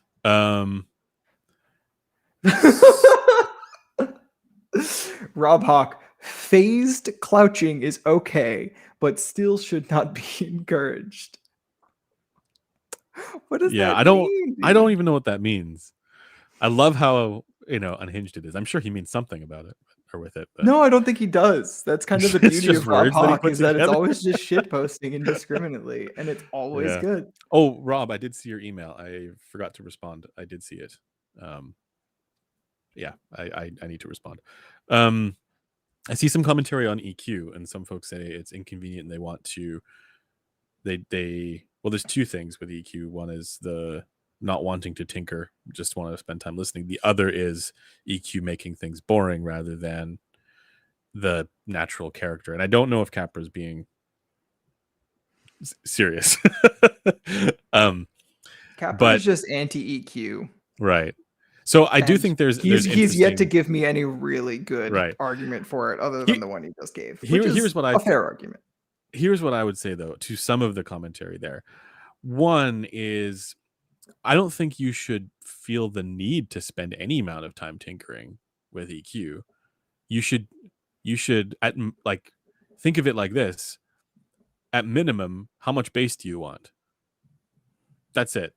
Like, I mean, to be fair, this is also someone who prefers to tinker physically with things, which no, and then that in Capper sense, yes. I'm not saying that. I'm saying to the other comment about how like it doesn't take any amount of tinkering or fine-grained adjustment or trying to to figure just out where slap the a bass peaks and shelf dips on are to something. just slap a bass shelf on something. That's the easiest thing ever. You don't need to spend any time, very little time doing that. I'm not sure Um, that's true actually, because how like a lot of the headphones that I find bass deficient have like a rise in the low mid range or upper bass that like if you boost bass on top of that ah, does kind of sound but bad. this is okay.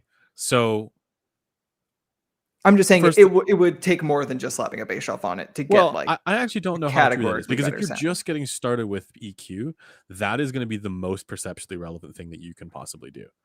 A bass shelf, yeah. Slapping a bass shelf. The second thing is, if you're doing, if you're saying, well, okay, these are, it's like there's a lower mid kind of thing that might affect this. That's still way easier to adjust and to fix than dealing with your own pinna related HRTF, issues. Yes. Right. So you Much don't need to worry about, if that's all you're doing, that's still super easy in comparison to the rest of it. And you don't need to really spend that much time thinking about it. And a lot of people, again, for the inconvenience, will throw on those profiles, right? They'll slap on a whatever profile, and it's often like, in some cases it might make it better, but in some cases it might make it worse, and in no case will it make it ideal. So that's why, to counter that point about like EQ is just boring. Well, this is where low frequency EQ is really not boring at all, because low frequency EQ allows for the rest of the headphones tonal character to just be what it is. And then you can say, here's all the room that we might want for, different sound signatures. Hey, and I agree with you. I think that there's all kinds of cases where it's significantly worse to ignore that. Right? Yeah, I think I also have issue with like the idea that like the tone overall doesn't change when you add bass. No, it Like it does. it That's not does. my. It's not as critical as the other regions, I think. Well, you're also going But to end up with something that is like, that is probably the strongest factor in terms of listener. Well, isn't this like demonstrated as well, that this is like I one of have those. no idea. Anyway, I would I assume that it's one of the strongest Yeah. factors in terms of listener preference is like base level, and you may as well try and personalize that. Make it Yeah, how sure. you want it. Make it fun. you know. Um, Uh Morning Sun says physical adjustment is far more fun. And there I'm going to disagree vehemently because I don't know about you, but I have one of Capper's headphones and I tried, playing around with it because like it's a decent driver in a chassis that already exists and I could yeah. try some stuff. Putting a headphone together and taking it apart ad nauseum is so annoying. Like I have no interest in doing that. I would much rather use a mouse, click a button, type something in, use a mouse, click a button, type something in. What is that? An electric screwdriver? Yeah, this is a screwdriver that Blaine sent up. It's a really useful screwdriver, Yeah, actually. no, it looks nice. I yesterday took apart that subwoofer that doesn't work properly, and I was. Oh, the Kanto? It did, yeah. The problem is that I could get some of the screws out, but a lot of them were glued in, so I couldn't fully take it apart. So I kind of gave up. Blaine was going to Rip. help me with diagnosing it, but yeah, I kind of gave up. I'm just going to buy a subwoofer, I think. But I do like tinkering with the physical stuff because I like the idea of like, hey, if I can turn this into something that is more palatable through acoustic Yeah, modification, acoustic means I can alone. take this to somebody and say, hey, no EQ needed or less EQ needed. Right? Yeah, You can. the reward is much better. Yeah, Like yeah. It's a cool way feeling, right? better. When you're like, oh, I did this cool Way thing. better. But as far as my actual enjoyment with music is concerned, it is annoying. Yeah, it is more. It involves more trial and error as well, I feel, or the trial and error process is more arduous. Yeah. People are asking, there is no such thing as too much EQing, too many filters, as long as you do it right. It's interesting I mean, like premise. technically you're right. I feel like most times I see people using a ton of filters though. It's like Yeah, some of them are just so you. low in their decibel value that it's like, It's like, did that are you really really? changing anything? And they're EQing to like exact adherence with the target. Which is not. That's Double stupid. bad. Yeah, So like I mean, I think they're right. It's just like the way you normally see like someone with like a 50 band EQ yeah. profile is it's generally Well, and this not for always the right comes back reasons. to, I think people see what I do, and maybe I know, I'm not sure about you, but I think they see me when I advocate for EQ as like doing that, and Yeah. it's never what I would suggest people do, right? Because I think, again, and Golden mentioned this perfectly in the Eris review, right? Where it's like, it is a better headphone that has fewer problems in the mids and treble, where you can just add a bass shelf onto it, than a headphone that has massive bass and tons of problems in the mids and treble, because it's so much more challenging to deal with that if you're trying to improve it with EQ. If you don't have to deal with that with EQ at the mids and the treble, right? It's the easiest thing in the world, and that's what I think people should be. Expected is the wrong word. I wouldn't expect them to do the thing where they EQ the mids and the treble, because I think that's asking too much. I mean, to be clear, they should do that, but I wouldn't expect it of people. Yeah, no, I know what you meant. Yeah. People listen at far too loud volumes, generally speaking. That's a ice cold take. Put them ice cubes in there, Scott. Someone's asking about the original question of where to apply EQ on PC or Mac or hardware like the Lokius. I mean, we just do it with software, I think. Yeah, So I'd say digital for me, it's is PC, but you do use Mac, right? Yeah, you need Sound Source or EQ Mac EQ or some Mac, other software. EQ but Mac is the one. Digital EQ is it's just better. Rune, people use Rune. People use Rune. Yeah. Why is it that a bad product becomes okay with EQ rather than being rejected as a bad product? Because it depends on what you're EQing. If it's a product like the Cosmo, where I would say this could just benefit from a bass shelf, it's a bad product for its mechanical reasons, let's say, but for the sound quality, right? That's a very different scenario from the Eris, where it has so many problems in the mids and in the treble that, if you were to make EQ adjustments to that, it would be a lot more than just adding one filter in the bass, right? So that's really where I kind of put the hammer down on that, because it's like I would never expect people to go with that fine-grained or that granular of a thing, and so I would not give a product a pass where that was a requirement to do, right? I would not give the Eris a pass, even though I can dramatically improve the sound quality with EQ by using fine-grained filters. But I will give the Cosmo a pass, because the only EQ that I would really do with that is the one filter in the bass. And there are products that can also do that, like the X bass functions, so I don't. Yeah.